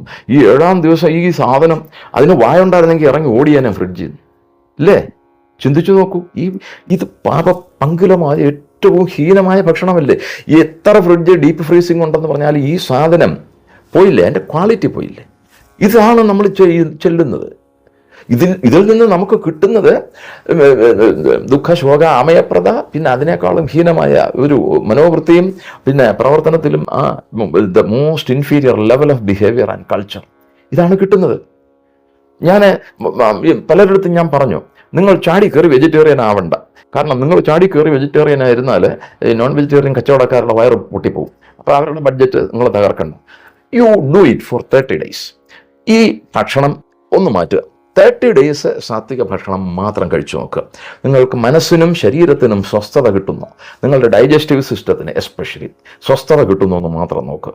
അങ്ങനെ നിങ്ങളുടെ ഡൈജസ്റ്റീവ് സിസ്റ്റത്തിന് സ്വസ്ഥതയും മനസ്സിന് ശാന്തിയും നിങ്ങൾ അറിയാത്ത ചില പോസിറ്റീവ് ഗുണങ്ങളും നിങ്ങൾ മനസ്സിൽ ഉണർന്നു വരുന്നു എന്നും അനുഭവിക്കാൻ സാധിച്ചാൽ 30 ഡേയ്സ് 31-ാം ദിവസം നിങ്ങൾ ഇതൊന്നും കിട്ടുന്നില്ലെങ്കിൽ ദൈവത്തിനെ ഓർത്ത് നിങ്ങൾ മറ്റേത് വിടരുത്, ഇത് തന്നെ കണ്ടിന്യൂ ചെയ്യണം, കന്നാലി തരം തന്നെ കണ്ടിന്യൂ ചെയ്യണം. യു ബിക്കം സ്ലേവ്സ് ഓഫ് കനാലീസ് എന്ന് തന്നെ പറഞ്ഞു കൊടുത്തിട്ടുണ്ട്. പക്ഷേ 30 ദിവസം കഴിഞ്ഞപ്പോൾ പോസിറ്റീവ് റിസൾട്ട് ആളുകൾ വന്ന് പറയുന്നു. ചിലരെ നോക്കുമ്പോൾ തന്നെ അറിയാം അവനെ 30 ദിവസം കൊണ്ട് ശരിയാക്കാൻ പറ്റത്തില്ല. അവൻ്റെ അടുത്ത് ഞാൻ പറയും 90 ദിവസം പ്രാക്ടീസ് ചെയ്യാം. പക്ഷേ അവൻ 90 ദിവസം ഒന്നും പോകത്തില്ല. അതിനു മുമ്പ് തന്നെ റിപ്പോർട്ട് ചെയ്യും, സാർ ഇപ്പം നല്ല സ്വസ്ഥതയുണ്ട്, ശാന്തിയുണ്ട്. അതുപോലെ വേറെ കാര്യം കൂടെ ശ്രദ്ധിച്ചോളൂ. എക്സസീവ് ആൻഡ് ടോക്സിക് ലെവലിൽ 3 നേരവും നോൺ വെജിറ്റേറിയൻ ഭക്ഷണം കഴിക്കുന്ന ആളുകളുടെ ഏറ്റവും വലിയൊരു പ്രശ്നം ഒരുമാതിരിപ്പെട്ട ഡ്രഗ് ഒന്നും അവർക്ക് ആക്ട് ചെയ്യത്തില്ല. ട്രീറ്റ്മെൻറ്റിന് ഡ്രഗുകൾ ആക്ട് ചെയ്യത്തില്ല. ഇന്നിത് മോഡേൺ മെഡിസിൻ്റെ ഡോക്ടേഴ്സ് തന്നെ പറയുന്നു. നേരെ മറിച്ച് വെജിറ്റേറിയൻ ഭക്ഷണം കഴിക്കുന്ന ആളുകളുടെ മുകളിൽ വളരെ വേഗം ഡ്രഗുകൾ ആക്ട് ചെയ്യും, നല്ല റിസൾട്ട് വേഗം കിട്ടുകയും ചെയ്യും. കാരണം അതിനകത്ത് പോയിസണിങ് മെറ്റീരിയൽസ് ഇല്ല. അപ്പം ഇത് വളരെ പ്രധാനപ്പെട്ടൊരു സംഗതിയാണ്. ഞാനിത് പറയുന്നത് ഇന്ന് ഇതിൽ പെട്ടിട്ട് നമ്മളെല്ലാം വെറും കുഴി മന്തികളായിട്ട് അതപ്പതിച്ചിരിക്കുക. എങ്ങോട്ട് നോക്കിയാലും ഇപ്പം ഇതല്ലേ കാണാൻ പറ്റും. ഇതൊരു വല്ലാത്തൊരു കൾച്ചറിലേക്കാണ് നമ്മളെ കൊണ്ടുപോകുന്നത്. ഇതിൻ്റെയൊക്കെ മൾട്ടിപ്പിൾ സോഷ്യൽ പൊളിറ്റിക്കൽ ഡയമെൻഷൻസ് വേറെ ഉണ്ട്. ഞാൻ അതിലേക്കൊന്നും പോകുന്നില്ല. നിങ്ങളിൽ ഇതെങ്ങനെ എന്തൊക്കെ മാറ്റങ്ങൾ വരുത്തുമെന്ന് മാത്രം ദയവായിട്ട് ചിന്തിക്കുക, എഴുതാപ്പുറം വായിക്കരുത്. എന്നിട്ട് വാട്ട് ഈസ് ഗുഡ്, ഇവിടെ ഒരു കാര്യം പറയുന്നു, ഡിസിഷൻ എടുക്കാനുള്ള പൂർണ്ണ അധികാരം give to your conscience, never to your mind. കാരണം ഈ കോൺഷ്യൻസ് എന്ന് പറയുന്നത് ഒരിക്കലും തെറ്റിനെ ഓക്കെ അടിക്കത്തില്ല. കാരണം ഈ ശരീരം തന്നിട്ട് ഭഗവാൻ നമുക്ക് ജന്മം തരുമ്പോൾ നമ്മൾ വഴി തെറ്റാതിരിക്കാൻ വേണ്ടിയിട്ട് ഈ ശരീരത്തിനകത്ത് 2 പേരെ ഭഗവാൻ അപ്പോയിന്റ് ചെയ്യുന്നുണ്ട്. ഒന്ന് മൈൻഡിനെ, മനസ്സ്, 2 മനസ്സാക്ഷി. ഈ മൈൻഡ് എന്ന് പറയുന്നത് it works like an accelerator. മനസ്സാക്ഷി it works like a brake. നിങ്ങൾ 10 കോടി രൂപ മുടക്കി ഒരു റോൾസ് റോയ്സ് കാർ വാങ്ങിച്ചാലും ആ കമ്പനിയുടെ ഷോറൂമിൽ നിന്ന് കാർ വെളിയിലോട്ട് ഇറക്കണമെങ്കിൽ ബ്രേക്ക് ഉണ്ടോ എന്ന് നിങ്ങൾ നോക്കും, ബുദ്ധിയുള്ളവനാണെങ്കിൽ. ബ്രേക്ക് ഇല്ലാത്തവൻ 10 കോടി രൂപയുടെ കാർ തന്നാലും ബോധമുള്ളവൻ വല്ലതും ആ കാർ വാങ്ങിക്കുമോ? ഇല്ല. ഇന്ന് ബ്രേക്ക് ഇല്ലാത്ത കാറുകളായിട്ട് നമ്മൾ അധപ്പതിക്കുന്നെങ്കിൽ we are cardinally obstructing the radiations and dictions of the conscience. മനസ്സ് പറയും, മനസ്സ് പ്രേരിപ്പിക്കും, മനസ്സാക്ഷി നേരെ നയിക്കും. മനസ്സ് പ്രേരിപ്പിക്കും, മനസ്സാക്ഷി നേരെ നയിക്കും. നിങ്ങൾക്ക് ഒരു കമ്പൽഷൻസും മനസ്സാക്ഷി എടുത്ത് നടക്കത്തില്ല. മനസ്സാക്ഷിയുടെ ഒരു ക്വാളിറ്റിയും കൂടെ പറയുന്നുണ്ട്. ആത്മാവിൻ്റെ അതേ ക്വാളിറ്റിയാണ് മനസ്സാക്ഷിക്കും. നിത്യ ശുദ്ധ ബുദ്ധ മുക്ത സ്വരൂപമാണ് ആത്മാവ്. ആ നിത്യ ശുദ്ധ ബുദ്ധ മുക്ത സ്വരൂപം തന്നെയാണ് മനസ്സാക്ഷി. മനസ്സാക്ഷിയെപ്പറ്റി ഏറ്റവും കൂടുതൽ ഭംഗിയായിട്ട് പഠിച്ചിട്ടുള്ളതും അവതരിപ്പിച്ചിട്ടുള്ളതും വോളിയംസ് ആയിട്ട് എഴുതി വെച്ചിട്ടുള്ളതും മഹർഷി അരവിന്ദന. അതിനപ്പുറം ഇനി ഒരാളെ കൊണ്ട് ലോകത്തത് സാധിക്കത്തില്ല. അതിനകത്ത് പറയുന്നു, ഒരേ പ്രാണന്റെ ഏറ്റവും ശ്രേഷ്ഠമായ ഉപരിമണ്ഡലമാണ് മനസ്സാക്ഷി. അതിൻ്റെ താഴെ വാസനാജടിലമായ ആക്ടിവേഷൻ ലെവലാണ് മനസ്സ്. ഒരു കാറിന് ആക്സിലറേറ്ററും വേണം, എന്തെങ്കിലല്ലേ കാർ മുന്നോട്ട് പോകുള്ളൂ. അതേ കാറിന് ഓരോ വളവിൽ ചെല്ലുമ്പോഴും അല്ലെങ്കിൽ മുന്നിലൊരു ഡിപ്പ് കാണുന്നു, അല്ലെങ്കിൽ കുഴി കാണുന്നു, അല്ലെങ്കിൽ ഒരുത്തനെടുത്ത് വെളിയിൽ ചാടി അവനെ രക്ഷിക്കാൻ നമുക്ക് ചവിട്ടേണ്ടി വരും. ഈ മനസ്സിനും മനസാക്ഷിക്കും വ്യക്തി ജീവിതത്തിൽ ഈക്വൽ ഇമ്പോർട്ടൻസ് കൊടുത്തിട്ട് നമ്മൾ വെജിറ്റേറിയനിസത്തിൻ്റെ പ്രാക്ടീസിനെ പറ്റി ചിന്തിച്ചു നോക്കിക്കോളൂ. നിങ്ങൾക്ക് you cannot betray your self, you cannot betray your self. അതാ ഞാൻ അവിടെ നിർത്തുക, ഒരു വലിയ വിഷയം. അപ്പോൾ ധൃതി, ക്ഷമ, ദമോ, അസ്തേയം, ശൗചം, ശൗചത്തിൽ ദേഹശുദ്ധി, വസ്ത്രശുദ്ധി, ഭക്ഷണശുദ്ധി, അടുത്തത് പരിസരശുദ്ധി. പരിസരശുദ്ധി പ്രധാനമാണ്. കൊറോണ വന്നപ്പോൾ എല്ലാവരും കിടന്ന് ഓടുന്ന കണ്ടില്ലേ? അതിനു മുമ്പ് ഇങ്ങനെ പോയില്ലായിരുന്നു. ഏതെങ്കിലും പോയ കല്യാണത്തിന് പോകുന്ന ആരെങ്കിലും കൈ കഴുകിയിട്ട് ചാപ്പാട് കഴിക്കുക, എല്ലാവരും നേരെ പോയി അങ്ങനെ തിന്നില്ലായിരുന്നു. ഇപ്പോൾ കൊറോണ സമയത്ത് കല്യാണം ഇല്ല. ഇപ്പം പിന്നെ കൊറോണ കഴിഞ്ഞ് ഞാൻ പലയിടത്തും നോക്കാറുണ്ട്, കൊറോണ കഴിഞ്ഞ് പോകുന്ന അണ്ണന്മാരെല്ലാം കൈ കഴുകിയിട്ടാണ് ഇപ്പം ചാപ്പാട് കഴിക്കാം. അത്രയൊരു വ്യത്യാസം വന്നു. കൊറോണ എന്ന് പറയാൻ തോന്നിയിട്ടുണ്ട് ചിലയിടത്തൊക്കെ നിന്നിട്ട്. അത് പോട്ടെ, അത് വേറെ കാര്യം. അപ്പോൾ ഈ പരിസരശുദ്ധി വേറൊരു കാര്യം കൂടെ ശ്രദ്ധിച്ചോളൂ. വളരെ വളരെ വളരെ സൂക്ഷ്മമായിട്ട് നമുക്ക് പാലിക്കാൻ സാധിക്കുന്ന ഒരു പ്രധാന സംഗതിയാണ്. എന്താണെന്ന് വെച്ചിരുന്നാൽ 2 കോടി 3 കോടി 5 കോടി രൂപ കൊടുത്ത് വലിയ ഫ്ലാറ്റുകൾ അല്ലെങ്കിൽ അത്രയും രൂപ ചെലവഴിച്ച് മേട പോലെ വീടുകൾ വെക്കുന്നു. പല വീടുകളിലും 3 മാസം 6 മാസം കഴിഞ്ഞാൽ ഫ്രണ്ട് റൂമിൽ പോലും ചെന്ന് കയറാനൊക്കാത്ത രീതിയിൽ നശിപ്പിച്ച് നാമാവശേഷമാക്കിയിട്ടിരിക്കുന്നത് നമുക്ക് കാണാൻ സാധിക്കും. സങ്കടം തോന്നും. അതേസമയം ചില പാവപ്പെട്ട ആളുകൾ താമസിക്കുന്ന 1-2 റൂമേ കാണൂ, കുടില് പോലത്തെ വീട് ശുദ്ധിയായിട്ട് സൂക്ഷിക്കുന്ന വീടുകളും ഞാൻ കണ്ടിട്ടുണ്ട്. ഞാൻ മണ്ണടിയിലാണ് ജനിച്ചു വളർന്നത്. പത്തനംതിട്ട ജില്ലയിലെ മണ്ണടി എന്ന് പറയുന്ന സ്ഥലത്ത് ധീരദേശാഭിമാനി വേലുത്തമ്പി ദളവ ഞങ്ങളുടെ നാട്ടിൽ വന്നിട്ടാണ് വീരാഹൃതി വിരിച്ചത്. ദേവീക്ഷേത്രവും അങ്ങനെയുള്ള സ്ഥലങ്ങളൊക്കെ ഉണ്ട്. ഞാൻ ഈ സോഷ്യൽ വർക്കിൻ്റെ പാർട്ടായിട്ട് ഇങ്ങനെ ഗ്രാമങ്ങളിലൊക്കെ ഇങ്ങനെ അലഞ്ഞ് നടക്കും. അങ്ങനെ നടക്കുന്ന സമയത്ത് എനിക്ക് നമസ്കരിക്കാൻ തോന്നിയ വൃത്തി പാലിക്കുന്ന വെറും കുടിലുകൾ കാണാൻ സാധിച്ചിട്ടുണ്ട്. അച്ഛനും അമ്മയും കൂലിപ്പണിക്ക് പോവാണ്, കുട്ടികളൊന്നും മച്ചുറായിട്ട് വളർന്നിട്ടില്ല, ഉള്ളത് വൃത്തിയായിട്ട് സൂക്ഷിക്കുന്ന ആളുകൾ. ഈ കോടീശ്വരൻ്റെ അനാസ്ഥയും പാവപ്പെട്ടവൻ്റെ കരുതലും, there should be some comparison where we stand, whether we should go up or go down. അപ്പം എപ്പോഴും പരിസരശുദ്ധി പ്രധാനമാണ്. പരിസരശുദ്ധി ഉണ്ടെങ്കിൽ രോഗങ്ങൾ വരത്തില്ല, ഹൈജീൻ റിലേറ്റഡ് ആയിട്ടുള്ള ഒരു പ്രശ്നങ്ങളും വരത്തില്ല. മാത്രവുമല്ല, ഇപ്പം ഒരു സംഗതി കൂടെ പറഞ്ഞാൽ അത് അവിടെ നിർത്താൻ പോകും. കാരണം ഇതൊരു വലിയ സബ്ജക്റ്റാണ്. നമുക്ക് ബന്ധുക്കളുണ്ട്, ഈ ബന്ധുക്കൾ പലയിടത്തും താമസിക്കുന്നു. ശ്രദ്ധിച്ചിട്ടുണ്ടോ? നിങ്ങളൊക്കെ പറയാറുള്ളൊരു സംഗതി, ആ വീട്ടിലൊരു ആവശ്യത്തിന് പോകണം, എത്ര അടുത്ത ബന്ധുവാണെങ്കിലും അയ്യോ ആ വീട്ടിൽ പോയാൽ ദുരിതം, അതുകൊണ്ട് ഞാൻ പോകത്തില്ലെന്ന് പറയും. നിങ്ങൾ മാറിയിട്ടില്ലേ, ഒഴിഞ്ഞു മാറിയിട്ടില്ലേ? അതേസമയം വേറൊരാളുടെ വീട്ടിൽ പോകും, അയാൾക്ക് സാമ്പത്തിക ശേഷിയും കുറവായിരിക്കും, പക്ഷേ ഉള്ളത് വെടിപ്പായിട്ട് സൂക്ഷിക്കുന്ന ഒരാളാണ്. ശരി, അവിടെ പോവാം, നിങ്ങൾ സന്തോഷമായിട്ട് പോകും. അവിടെ സമ്പത്തല്ല, ചെല്ലുന്ന വീട്ടിലെ ആതിഥേയൻ്റെ ഡിഗ്രി അല്ല, നേരെ മറിച്ച് ഉള്ളത് വൃത്തിയായിട്ട് സൂക്ഷിക്കുന്ന ഒരു മനോവൃത്തിയുണ്ട്, ആ പരിസരശുദ്ധി. 5-ാമത്തേതാണ് ഏറ്റവും പ്രധാനം, സങ്കല്പശുദ്ധി. സങ്കല്പശുദ്ധി എന്ത് ചെയ്താലും ശുദ്ധസങ്കല്പത്തോടെ ചെയ്യാവൂ. ശുദ്ധിയില്ലാത്ത സങ്കല്പത്തോടെ കർമ്മം ചെയ്യരുത്. മുടിഞ്ഞു പൊട്ടെന്ന് പറഞ്ഞുകൊണ്ട് ഒരിക്കലും ചെയ്യരുത്. അതിന് ഞാൻ ഏറ്റവും രസകരമായൊരു ഉദാഹരണം പറയാറുള്ളത്, ഈ സെക്രട്ടേറിയറ്റിലെ പോലീസിലെ സെൻട്രി ഡ്യൂട്ടിക്ക് ഇടുന്ന അണ്ണന്മാർ, ഭയങ്കര വെള്ളത്തിൽ കാണിക്കുന്നവന്മാരുണ്ട്. അവന്മാരിൽ ഏറ്റവും കുഴപ്പക്കാരനെ പിടിച്ച് ചീഫ് മിനിസ്റ്ററൊക്കെ പോകുന്ന സെക്രട്ടേറിയറ്റിലെ നോർത്ത് ബ്ലോക്കിലെ 1-ാം ഗേറ്റിൽ ഡ്യൂട്ടിക്കിടും. അവൻ അവിടെ നിന്ന് സല്യൂട്ട് അടിച്ച് അവൻ്റെ ഊപ്പാട് വരും. കാരണം കംപ്ലീറ്റ് VIPs ആ ഗേറ്റ് വഴിയാണ് പോകുന്നത്. സല്യൂട്ട് അടിച്ചില്ലെങ്കിലോ അവന് സസ്പെൻഷനും കിട്ടും. ഈ സല്യൂട്ട് അടിക്കുമ്പോൾ അവൻ്റെ കൈയുടെ നീര് വരും. ഈ സല്യൂട്ടിനകത്ത് എന്തെങ്കിലും ആത്മാർത്ഥതയുണ്ടോ? തന്തയ്ക്കും വിളിച്ചുകൊണ്ടോ ഈ സല്യൂട്ട് അടിക്കുന്നത്? അതേസമയം ഇവർക്ക് ഇഷ്ടന്മാരായിട്ടുള്ള ആളുകളെ അധികം ആൾക്കാർ കയറാത്ത ഗേറ്റുകളിൽ ഡ്യൂട്ടിക്കിടും. അവിടെ വല്ലപ്പോഴും ഒക്കെ ആരെങ്കിലും ചെല്ലത്തും. അപ്പം കർമ്മശുദ്ധി, സങ്കല്പശുദ്ധി എന്ത് കാര്യം ചെയ്യുന്നതിലും പ്രധാനമാണ്. ചിലർ കൃത്രിമ വിനയം നടിക്കും പലരോടും. വല്ല അർത്ഥമുണ്ടോ? ഒരു അർത്ഥവുമില്ല. സങ്കല്പശുദ്ധി വളരെ പ്രധാനമാണ്. അപ്പോൾ ഈ പഞ്ചശുദ്ധികൾ നിത്യജീവിതത്തിൽ പാലിക്കാൻ പാടില്ല എന്ന് ക്രിസ്ത്യാനിക്ക് പറയാൻ പറ്റൂ, മുസ്ലിമിന് പറയാൻ പറ്റും, നിരീശ്വരവാദിക്ക് പറയാൻ പറ്റൂ, അമേരിക്കക്കാരനോ ജർമ്മൻകാരനോ പാകിസ്ഥാൻകാരനോ പറയാൻ പറ്റൂ. അതുകൊണ്ടാണ് പറഞ്ഞത്, ഭാരതീയ സംസ്കാരത്തിൻ്റെ ധർമ്മസങ്കല്പത്തിൻ്റെ 10 ഡയമെൻഷൻസും എറ്റേണൽ വാല്യൂസിൽ അധിഷ്ഠിതമാണ്. It is never religious, it is never dogmatic, but it is universal and practical, having equal bearings four all people. അപ്പം ഇത്ര വളരെ പ്രധാനപ്പെട്ട, ഐ റിപ്പീറ്റ്, ധൃതി, ക്ഷമ, ദമ, അസ്തേയം, ശൗചം. അടുത്തത് ഇന്ദ്രിയ നിഗ്രഹം. ഇന്ദ്രിയ നിഗ്രഹം വളരെ പ്രധാനം. ഞാൻ വാഷിങ്ടൺ DC സപ്താഹത്തിന് പോയ സമയത്ത് അവിടെ വളരെ പ്രധാനപ്പെട്ട ഒരാളെ പരിചയപ്പെട്ടു. പേര് പറയുന്നില്ല. എന്നിട്ട് അദ്ദേഹത്തിൻ്റെ വീട്ടിൽ പോയി. അപ്പം അവിടെ അമേരിക്കൻ ഗവൺമെൻറ്റിൻ്റെ ഫെഡറൽ ബഡ്ജറ്റിൻ്റെ ഒരു കോപ്പി അവിടെ ഇരിക്കുന്നു. അപ്പോൾ യാദൃശ്യമായിട്ട് ഇങ്ങനെ മറിച്ചു. അദ്ദേഹം ചില ഭാഗത്തൊക്കെ റെഡിങ് കൊണ്ട് മാർക്ക് ചെയ്തിരിക്കുന്നു. അപ്പം ഞാൻ അദ്ദേഹത്തോട് ചോദിച്ചു, ഇതെന്താ ചേട്ടാ ഇങ്ങനെ വന്നിരിക്കുന്നത്? You just go through that, വായിച്ചു നോക്കാൻ പറഞ്ഞു. വായിച്ചു നോക്കിയത് അമേരിക്കൻ ഫെഡറൽ ഗവൺമെൻറ്റിൻ്റെ, സ്റ്റേറ്റ് ഗവൺമെൻറ്റിൻ്റെ അല്ല, അമേരിക്കൻ ഫെഡറൽ ഗവൺമെൻറ്റിൻ്റെ ടോട്ടൽ ഒരു വർഷത്തെ ബഡ്ജറ്റ് അലോക്കേഷനിൽ ഏതാണ്ട് 14% കൂടുതൽ എയ്ഡ്സ് രോഗികളുടെ പുനരധിവാസത്തിന് മാറ്റിവെക്കേണ്ടി വന്നിരിക്കുന്നു. അതിന് മാറ്റിവെച്ചിരിക്കുന്ന ഈ ബില്യൺസ് ഓഫ് ഡോളർ ഉണ്ടെങ്കിൽ ഒരു മിനിമം, ഒരു മീഡിയം ലെവൽ കൺട്രീസ് ആണെങ്കിൽ ഒരു 15 അല്ലെങ്കിൽ 20 മീഡിയം ലെവൽ കൺട്രീസിൻ്റെ മൊത്തം ബഡ്ജറ്റിന് മാറ്റിവെക്കുന്ന എമൗണ്ടിന് ഈക്വലൻ്റ്.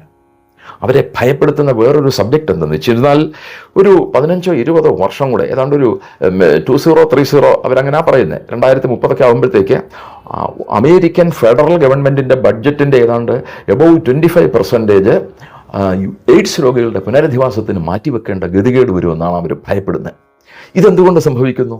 ഇന്ദ്രിയ നിഗ്രഹം. ഇന്ദ്രിയ നിഗ്രഹമില്ല. ഏത് പുരുഷനും ഏത് സ്ത്രീയും എപ്പോൾ വേണേലും എങ്ങനെയും പ്രാപിക്കാമെന്നുള്ള ഹീനമായ, ജന്തുക്കൾ പോലും അറയ്ക്കുന്ന രീതിയിലെ രതിവൈകൃതങ്ങൾക്ക് സോഷ്യൽ സാങ്ഷൻ കൊടുത്തിരിക്കുന്ന ഒരു സാമൂഹ്യ സംവിധാനം. അതിനകത്തെ ആ സ്പിരിച്വാലിറ്റി എന്നോ എങ്ങനെയോ ചോർന്നുപോയി. അതിനകത്ത് വെറും പുരുഷൻ സ്ത്രീയെയും സ്ത്രീ പുരുഷനെയും പ്രായഭേദമന്യേ വെറും ഭോഗവസ്തുക്കളെന്ന് മാത്രം നോക്കിക്കാണുന്ന ഏറ്റവും ഹീനവും ആഭാസകരമായ അവസ്ഥ വരുന്നതുകൊണ്ട് ഭാരതത്തിൻ്റെ സങ്കല്പം എന്താ? മാതൃവത് പരദാരേഷു പരദ്രവ്യേഷു ലോഷ്ഠവത്. അതാണ് നമ്മളുടെ മഹത്വം. മാതൃവത് പരദാരേഷു. അന്യൻ്റെ പത്നിയെ കണ്ടാൽ പെറ്റമ്മയെ കാണുന്നത് പോലെ കാണണം. എന്നിട്ടോ പരദ്രവ്യേഷു ലോഷ്ഠവത്, അന്യൻ്റെ സമ്പത്തിനെ കണ്ടു കഴിഞ്ഞിരുന്നാൽ അതിനെ മൺകട്ടയ്ക്ക് സമാനമായിട്ട് കാണണം. എന്നിട്ട് അങ്ങനെയുള്ള ഒരു ഔട്ട്ലുക്കാണ്. ഞാൻ വളരെ ബ്രീഫായിട്ട് അതങ്ങ് പറഞ്ഞു കഴിഞ്ഞിരുന്നാൽ, സായിപ്പിനെ സംബന്ധിച്ചിടത്തോളം സ്വന്തം അമ്മയൊഴികെ ബാക്കി പ്രപഞ്ചത്തിൽ കാണുന്ന സർവ്വ സ്ത്രീകളും അവന് ഭാര്യയാണ്. നേരെ മറിച്ച് നമ്മളെ സംബന്ധിച്ചിടത്തോളം സ്വന്തം ഭാര്യ ഒഴികെ ഈ ലോകത്തിലുള്ള സർവ്വ സ്ത്രീകളും അമ്മയാണ്. ആ ഇത്ര ഭയങ്കരമായ വ്യത്യാസം. The east and the west എന്ന് പറഞ്ഞിട്ട് വിവേകാനന്ദ സ്വാമികളുടെ ഒരു ചെറിയ പുസ്തകമുണ്ട്, വായിച്ചു നോക്കണം. ഇതൊന്നും വായിക്കാനോ ഇങ്ങനെയൊക്കെ ഉണ്ടെന്ന് ചിന്തിക്കുവാനോ പോലും നമ്മുടെ സ്കൂളുകളിലോ യൂണിവേഴ്സിറ്റികളിലോ ഒറ്റ എഡ്യൂക്കേഷണൽ ഇൻസ്റ്റിറ്റ്യൂഷനിലോ പോലും ഒരവസരം പോലും കൊടുക്കാതെ ടാക്റ്റിക്കലായിട്ട് കണ്ണു കെട്ടി ഒരു സമൂഹത്തെ കംപ്ലീറ്റ് നടുക്കടലിൽ കൊണ്ട് തള്ളുന്ന ഒരു എഡ്യൂക്കേഷണൽ സിസ്റ്റം, ഒരു പൊളിറ്റിക്കൽ സിസ്റ്റം, ഒരു ലിവിങ് സിസ്റ്റം, ഈ total environment, it is anti cultural, it is anti people. ഇത് അംഗീകരിക്കാൻ മനസ്സുണ്ട്, നിങ്ങളുടെ മനസാക്ഷിക്ക് ഇത് അംഗീകരിക്കാൻ മനസ്സുണ്ട്, എനിക്കറിയാം. അവനെ വീണ്ടും ഓർപ്പവർ ചെയ്തിട്ട് മനസ്സ് വരികയാണെങ്കിൽ പിന്നെ ഒന്നും അംഗീകരിക്കാൻ പറ്റത്തില്ല. അതുകൊണ്ട് ബ്രഹ്മചര്യം വളരെ പ്രധാനപ്പെട്ട ഇന്ദ്രിയ നിഗ്രഹം എന്ന് പറയുന്നത് വളരെ പ്രധാനമാണ്. ഇന്ദ്രിയ നിഗ്രഹം. അടുത്തത് തീ എന്ന് വെച്ചിരുന്നാൽ പ്രോപ്പർ ഇൻ്റലിജൻസ്. എന്താ പ്രോപ്പർ ഇൻ്റലിജൻസ്? എന്ത് കണ്ടാലും അതിനെ ഒരു കാണേണ്ട പെർസ്പെക്റ്റീവിൽ കാണണം. ഒരു നിസ്സാര ഉദാഹരണം പറയാം. 1/2 ഗ്ലാസ് വെള്ളം ഒരു സ്ഥലത്ത് വെച്ചിരിക്കുന്നു, ഒരു സ്പടിക ഗ്ലാസ്സിൽ വെച്ചിരിക്കുക. ഒരുത്തൻ ഇങ്ങോട്ട് വരുന്നു. ആശ്വാസമായി, 1/2 ഗ്ലാസ് വെള്ളം ഉണ്ടല്ലോ, സന്തോഷത്തോടെ അതെടുത്ത് കുടിച്ചു. ഇനി ബാക്കി വേണമെങ്കിൽ എടുത്താൽ മതിയല്ലോ. നേരെ മറിച്ച് രണ്ടാമതൊരുത്തം വരുന്നു. അവനാകെപ്പാടെ തുള്ളി ഉറഞ്ഞാ വരുന്നത്. അവൻ നോക്കുന്നു, 1/2 ഗ്ലാസ് വെള്ളം, കാലുമടക്കി ഒരു അടി വെച്ചു കൊടുത്തു. 1/2 ഗ്ലാസ് വെള്ളം ആർക്ക് വേണം? അവൻ്റെ കാലും മുറിഞ്ഞു, വെള്ളവും പോയി, ഗ്ലാസും പൊട്ടി. പാവം ഗ്ലാസും വെള്ളവും വല്ലതും പിഴച്ചോ? ഇല്ല. How you viewed the physical material, നിങ്ങൾ എങ്ങനെയാണോ ആ ഭൗതിക വസ്തുവിനെ കണ്ടത്, അതനുസരിച്ചുള്ള റിയാക്ഷൻ ആൻഡ് റിഫ്ലക്ഷൻ ആൻഡ് ആക്ടിവിറ്റിയാണ് അവിടെ നടന്നത്.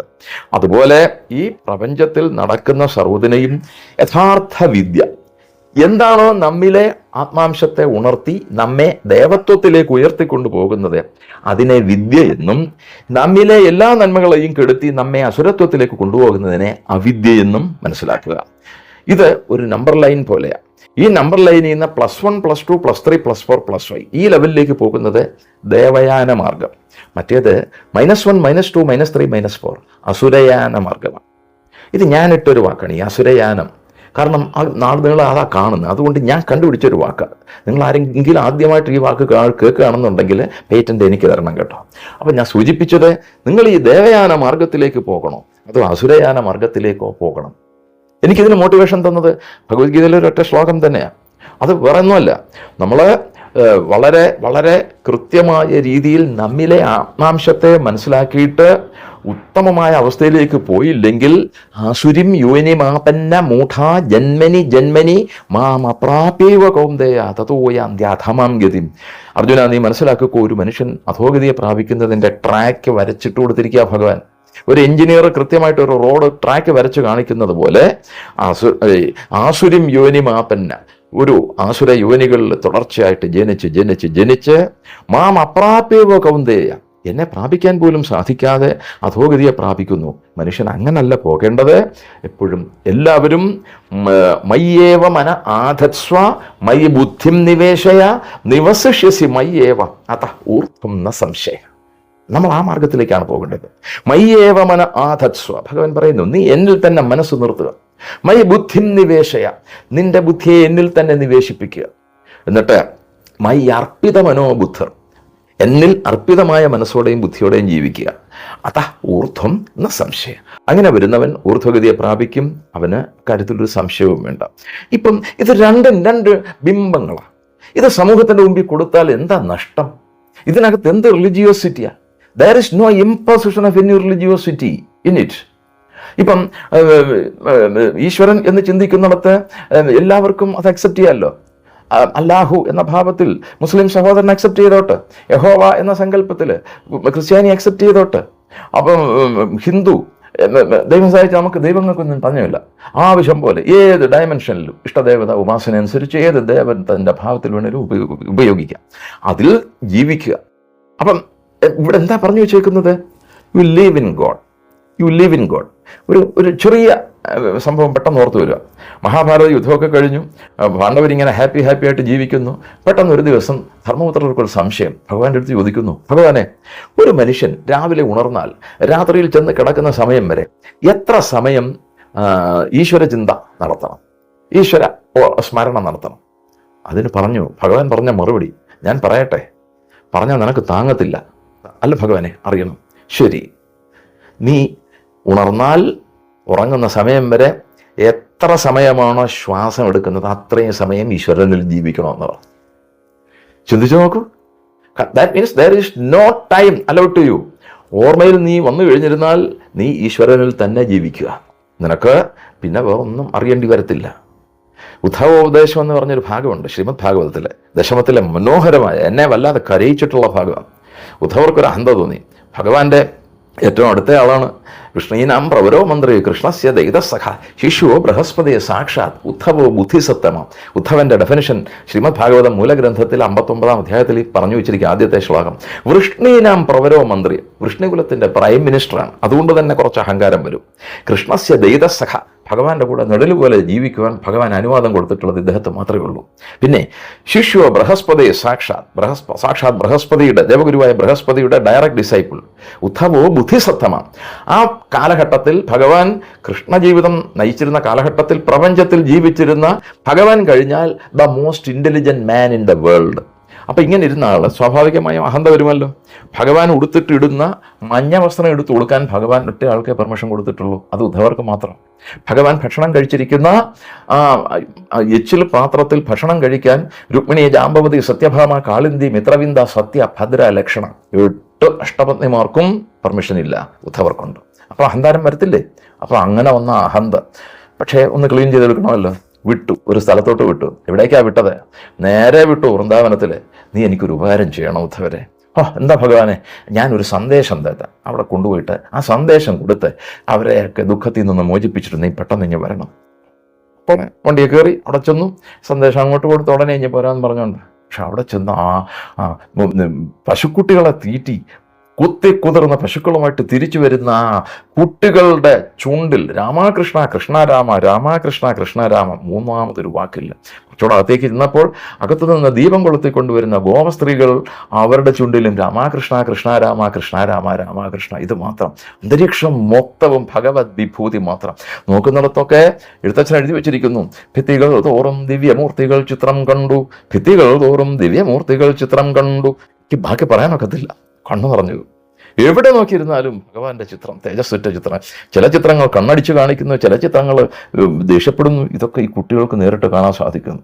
തങ്ങളുടെ സർവസ്വമായ ഭഗവാനെ ആ അക്രൂരൻ എന്ന് പറഞ്ഞ് ആ ക്രൂരൻ വന്നിട്ട് ഇങ്ങനെ അവിടെ കൊണ്ടുപോയി കഴിഞ്ഞിരിക്കുകയാണ്. തീർച്ചയായിട്ടും ഞങ്ങൾക്ക് ഭഗവാനെ കാണാൻ സാധിക്കത്തില്ല. എടുത്തു കരിക്കട്ട വരയ്ക്കാൻ തുടങ്ങി. ഒന്നും ആർട്ടിസ്റ്റുകളല്ല, അവരുടെ കയ്യിൽ പണി ചെയ്തത് ഭഗവാനായിരുന്നു. അവരുടെ ബ്രെയിനിൽ പണി ചെയ്തത് ഭഗവാനായിരുന്നു. സർവം കൃഷ്ണമയം. ഇവരിതിൽ മാത്രം ജീവിക്കുന്നു, ഇവരിതിലേ നോക്കുകയുള്ളൂ. ഗോസ്ത്രീകൾ അങ്ങനെ വരുന്നു, അവരങ്ങനെ ജീവിക്കുകയുള്ളൂ. അവസാനം നന്ദഗോപരും യശോദയും നിലവിളിക്കുകയാണ്, ഈ നിലം കാണാനായി വരുമോ എന്ന് നിലവിളിക്കുക. ഞങ്ങളെയൊക്കെ അവൻ മറന്നോ എന്ന് പറഞ്ഞിട്ട് നിലവിളിക്കുന്നു. ഇവരുടെ ഈ ഭ്രാന്തമായ കൃഷ്ണഭക്തി കണ്ടു കഴിഞ്ഞപ്പോഴേക്കും ഉദ്ധവന് മനസ്സിലായി, ഞാൻ ഈ പ്രപഞ്ചത്തിൽ ഒരു പുല്ലിൻ്റെ വില പോലും ഇല്ലാത്തയാളാണ്. ഞാൻ ഒന്നുമല്ല.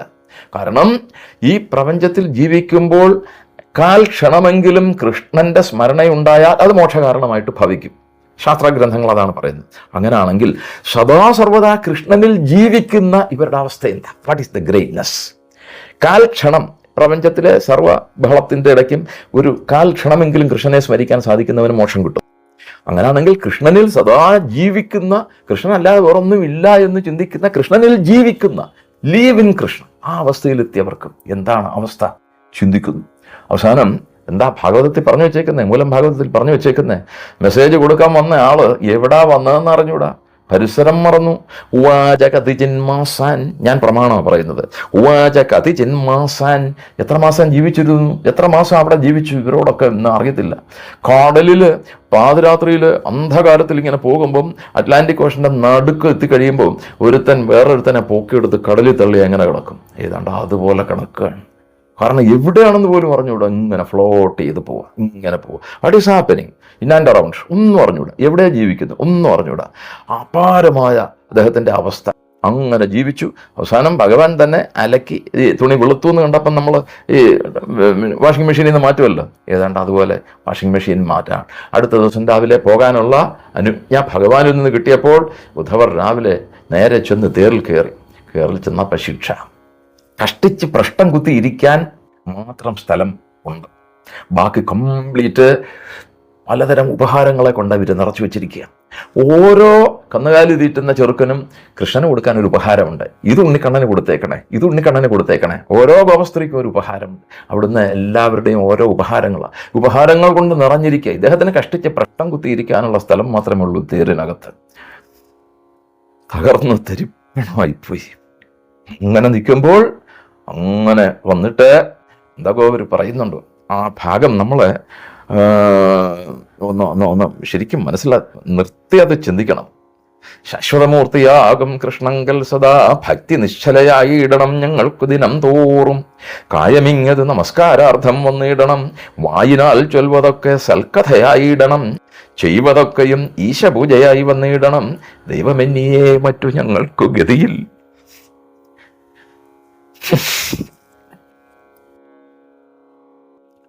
ശാശ്വതമൂർത്തിയാകും കൃഷ്ണങ്കൽ സദാ ഭക്തി നിശ്ചലയായിടണം ഞങ്ങൾക്ക് ദിനം തോറും. ഒറ്റ അപേക്ഷ മാത്രമേ ഉള്ളൂ, ഞങ്ങൾക്കൊറ്റ അപേക്ഷ മാത്രമേ ഉള്ളൂ. ഞങ്ങളെ കാണാൻ ഇങ്ങോട്ട് വരണമെന്നൊന്നും ഞങ്ങൾ പറയത്തില്ല, പക്ഷെ വേറെ മാലിന്യങ്ങളൊന്നും ഞങ്ങളുടെ മനസ്സിൽ കയറരുത്. ശാശ്വതമൂർത്തിയാകും കൃഷ്ണങ്കൽ സദാ ഭക്തി നിശ്ചലയായിടണം. ഇപ്പോൾ ഒരു ഗ്യാപ്പുണ്ട്. മറ്റേത് കൃഷ്ണൻ ഞങ്ങളുടെ കൂടെ ജീവിച്ചിരിക്കുകയായിരുന്നു. ഇപ്പോൾ ഒരു ഗ്യാപ്പുണ്ട്. അകലെ മധുരയിലാണ് കൃഷ്ണൻ, ഞങ്ങളിവിടെ ജീവിക്കുന്നു. ഈ ഡിസ്റ്റൻസും ഈ സമയവും ഒന്നും മാലിന്യങ്ങൾ മനസ്സിൽ പ്രവേശിക്കാൻ കാരണമായി തീരരുത്. ശാശ്വതമൂർത്തിയാകും കൃഷ്ണങ്കൽ സദാ ഭക്തി. സദാ ഭഗവാൻ കൊടുത്ത മറുപടി ധർമ്മോത്തർക്ക് കൊടുത്തില്ലേ? ഉണർവിലിരിക്കുമ്പോൾ മൊത്തവും നന്ദഗോപൻ അതാണ് ആവശ്യപ്പെട്ടത്. സദാ ഭക്തി നിശ്ചലയായി ഇടണം. നിശ്ചല എന്ന് വെച്ചിരുന്നാൽ വേവറിങ്ങില്ല. ഒരു കാറ്റില്ലാത്ത മുറിയിൽ ഒരു ദീപനാളം തെളിഞ്ഞ കത്തത്തില്ലേ വേവറിങ് ഇല്ലാതെ, അതുപോലെ ശാശ്വതമൂർത്തിയാകും കൃഷ്ണങ്കൽ സദാ ഭക്തി നിശ്ചലയായിടണം ഞങ്ങൾക്കു ദിനം തോറും. അടുത്തത് കേട്ടു, കായമിങ്ങിയതു നമസ്കാരാർത്ഥം വന്നിടണം. ഭഗവാൻ നമുക്ക് ഈ ശരീരം തന്നിരിക്കുന്നു. വികലാംഗരും മന്ദബുദ്ധികളൊന്നും അല്ലാതെ ജീവിക്കാൻ സാധിക്കുന്ന ആളുകളുടെ ഏക ധർമ്മം ഭഗവാനെ നമസ്കരിക്കാനും ഭഗവത് പൂജ ചെയ്യുവാനുള്ള പൊട്ടൻഷ്യൽ ടൂളാണ് മനുഷ്യന് തന്നിരിക്കുന്ന ശരീരം. അത് മനസ്സിലാക്കണം. അല്ലാതെ കണ്ടവനായിട്ട് പരവെക്കാനും കുൽസിത പ്രവർത്തനങ്ങൾ നടത്താനും ആളെ കൊല്ലാനും ബോംബ് വെക്കാനും അല്ല നമുക്ക് ഈ പവിത്രമായ ശരീരം ഭഗവാൻ തന്നിരിക്കുന്നത്. കായമിങ്ങത് നമസ്കാരാർത്ഥം വന്നിടണം. അടുത്തത് കേൾക്കൂ, വായിനാൽ ചൊൽവതൊക്കെ സൽക്കഥയായിടണം. ഭഗവാന്റെ കഥയായിരിക്കണം, സൽക്കഥയായിരിക്കണം വാ കൊണ്ട് ചൊൽവത്. അടുത്തതൊക്കെയോ ചെയ്വതൊക്കെയും ഈശപൂജയായി വന്നിടണം. ഈശപൂജയായിട്ട് വരണം ചെയ്യുന്നതൊക്കെ. ഇത് എഴുത്തച്ഛൻ സിമ്പിളായിട്ട് നമുക്ക് മലയാള ഭാഷയിൽ പറഞ്ഞു വന്നു. എഴുത്തച്ഛൻ യാതൊന്നു കണ്ടതത് നാരായണ പ്രതിമ, യാതൊന്നു കേട്ടതത് നാരായണ ശ്രുതികൾ, യാതൊന്ന് ചെയ്വതത് നാരായണ അർച്ചനകൾ, യാതൊന്ന് അതൊക്കെ ഹരി നാരായണായത്. ഇതിനപ്പുറം ഒരു വേദാന്തം എന്തിനാ കടുകട്ടി ഭാഷയെ പോകുന്നത്? പച്ച മലയാള ഭാഷയിൽ നമുക്ക് മനസ്സിലാക്കാൻ സാധിക്കും. യാതൊന്ന് കണ്ടതത് നാരായണ പ്രതിമ, വാട്ട് എവർ യു സീ, അത് നാരായണന്റെ പ്രതിമയാണ്. അത് തന്നെയാണ് പ്രഹ്ലാദനും പറഞ്ഞത്. തൂണിലും തുരുമ്പിലും നാരായണനെ ഉള്ളച്ഛ, ത്വൈജ നാരായണ, എന്നെ കൊല്ലാൻ വാളും പൊക്കി നിൽക്കുന്ന അച്ഛ, അങ്ങയിൽ ഞാൻ നാരായണനെ മാത്രമേ കാണുന്നുള്ളൂ. പണി കൊടുത്തില്ലേ തിരിച്ച്, അല്ലേ? പണി തിരിച്ചു കൊടുത്തില്ലേ? അങ്ങയിലും ഞാൻ നാരായണനെ മാത്രമേ കാണുന്നുള്ളൂ, അങ്ങയെ ഞാൻ കാണുന്നില്ല പിതാവേ എന്ന് സിമ്പിളായിട്ട് പറഞ്ഞു കൊടുത്തു. അവിടെ ഒരു ഫെറോസിറ്റിക്കും അവിടെ നിക്കക്കളിയില്ല. ഹിരണ്യാക്ഷൻ, ഹിരണ്യകശിപു, ഇവർ രണ്ടുപേരും ഭഗവാന്റെ ഉത്തമ പാർഷദന്മാരായിരുന്നു. ശാപം കിട്ടി അവർക്ക് ഭഗവാൻ തന്നെ സ്വന്തം കൈകൊണ്ട് മോക്ഷം കൊടുക്കുന്ന മോക്ഷകഥയാ, കൊലപാതകത്തിന്റെ കഥയല്ല. നമ്മൾ ഭംഗിയായിട്ട് ഭാഗവതം പഠിച്ചു കഴിഞ്ഞിരുന്ന തത്വം മനസ്സിലാക്കി പഠിച്ചാൽ. അപ്പം അങ്ങനെ വരുന്നിടത്ത് യാതൊന്ന് കണ്ടതത് നാരായണ പ്രതിമ, ഈ പ്രപഞ്ചത്തിൽ കാണുന്ന സർവ്വതും നാരായണന്റെ ആവിഷ്കാരം. ഇനി ഇതൊന്ന് മോഡേൺ സയൻസുമായിട്ടൊന്ന് ലിങ്ക് ചെയ്യാം. വാട്ട് എവർ യു സി എല്ലാം സബാറ്റോമിക് ലെവലിലേക്ക് ട്രാൻസ്ലേറ്റ് ചെയ്യുമ്പം എനർജി അല്ലേ? അപ്പം one and only one thing we are seeing.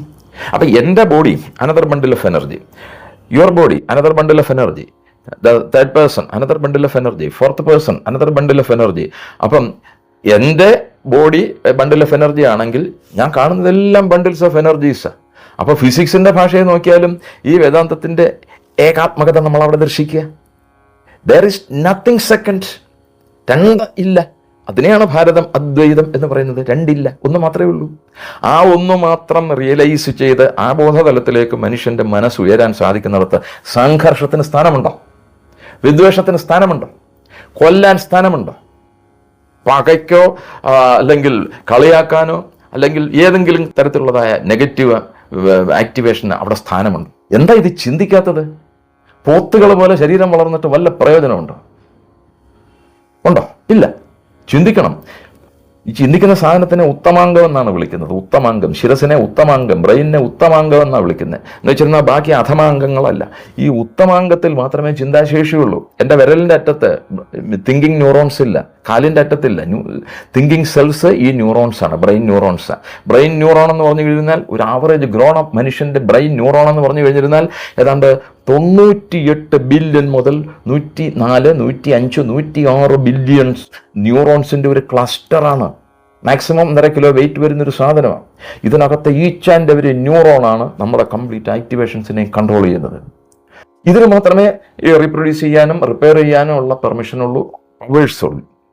ഇതിനകത്ത് മൊത്തവും ആക്ടിവേഷൻ കൊടുക്കാൻ ഒരു ലളിതാ സഹസ്രനാമോ ഒരു വിഷ്ണു സഹസ്രനാമോ ഒരു ന്യൂറോണിനകത്ത് നിങ്ങൾ ഫിക്സഡ് ഡെപ്പോസിറ്റ് ആയിട്ട് ഇട്ട് കഴിഞ്ഞിരുന്നാൽ, ധ്യാന ശ്ലോകം ചൊല്ലി ഇതങ്ങോട്ട് ചാണ്ടിങ് ആരംഭിച്ചു കഴിഞ്ഞിരുന്നാൽ within no time 105 billion neurons live ആകുന്ന ഒരു DIS ടെക്നോളജിയാണ് chanting therapy, direct input stimulants. ഇത് മനസ്സിലാക്കാൻ സാധിക്കുന്ന ഒരാൾക്ക് ഒരിക്കലും ചാണ്ടിങ് തെറാപ്പി, ചാണ്ടിങ് ടെക്നോളജി, അതിൻ്റെ പിന്നിലെ മന്ത്രശാസ്ത്രത്തെ നിഷേധിക്കാൻ സാധിക്കത്തില്ല. അത് വേറൊരു വിഷയം. ഞാൻ പറഞ്ഞു വന്ന വിഷയത്തിലേക്ക് പോകാം.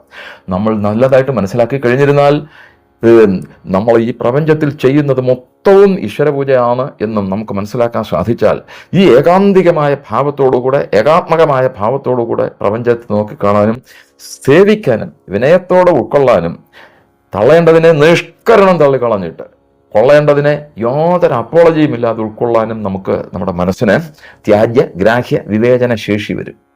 നമ്മൾ ഈ പല വീട്ടിലുപയോഗിക്കുന്ന പല സാധനങ്ങൾക്കകത്തും ഫിൽറ്ററുകൾ വെക്കാറുണ്ട്. ഫിൽറ്ററുകൾ എന്തിനാ ഫിൽറ്ററുകൾ വെച്ചിരിക്കുന്നത്?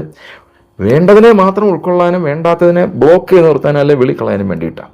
ഇതുപോലെ മനുഷ്യൻ്റെ മനസ്സിൽ പലതരം ഫിൽറ്റേഴ്സ് തന്നിട്ടുണ്ട്. അതിൽ ആദ്യത്തേതാണ് ചിന്താശേഷി. ചിന്താശേഷി തുരുമ്പിച്ചെടുക്കുന്നവന് എന്ത് പിന്നെ ഫിൽറ്റർ ചെയ്യാൻ പറ്റും? പോയില്ലേ? ചിന്താശേഷി പണയം വെച്ചവന് ഫിൽട്ടർ ചെയ്യാൻ പറ്റും. ചിന്താശേഷിയെ ജന്മനാ ഇല്ലാത്തവന് എന്ത് ചെയ്യാൻ പറ്റും? അമൃതാനന്ദമായി അമ്മ തമാശയായിട്ട് പറയും, നിരീശ്വരവാദികളെ പറ്റി ഒരു തമാശ പറയാറുണ്ട്. എനിക്ക് നാക്കില്ല ഒരാൾ പറയുക, എനിക്ക് നാക്കില്ല.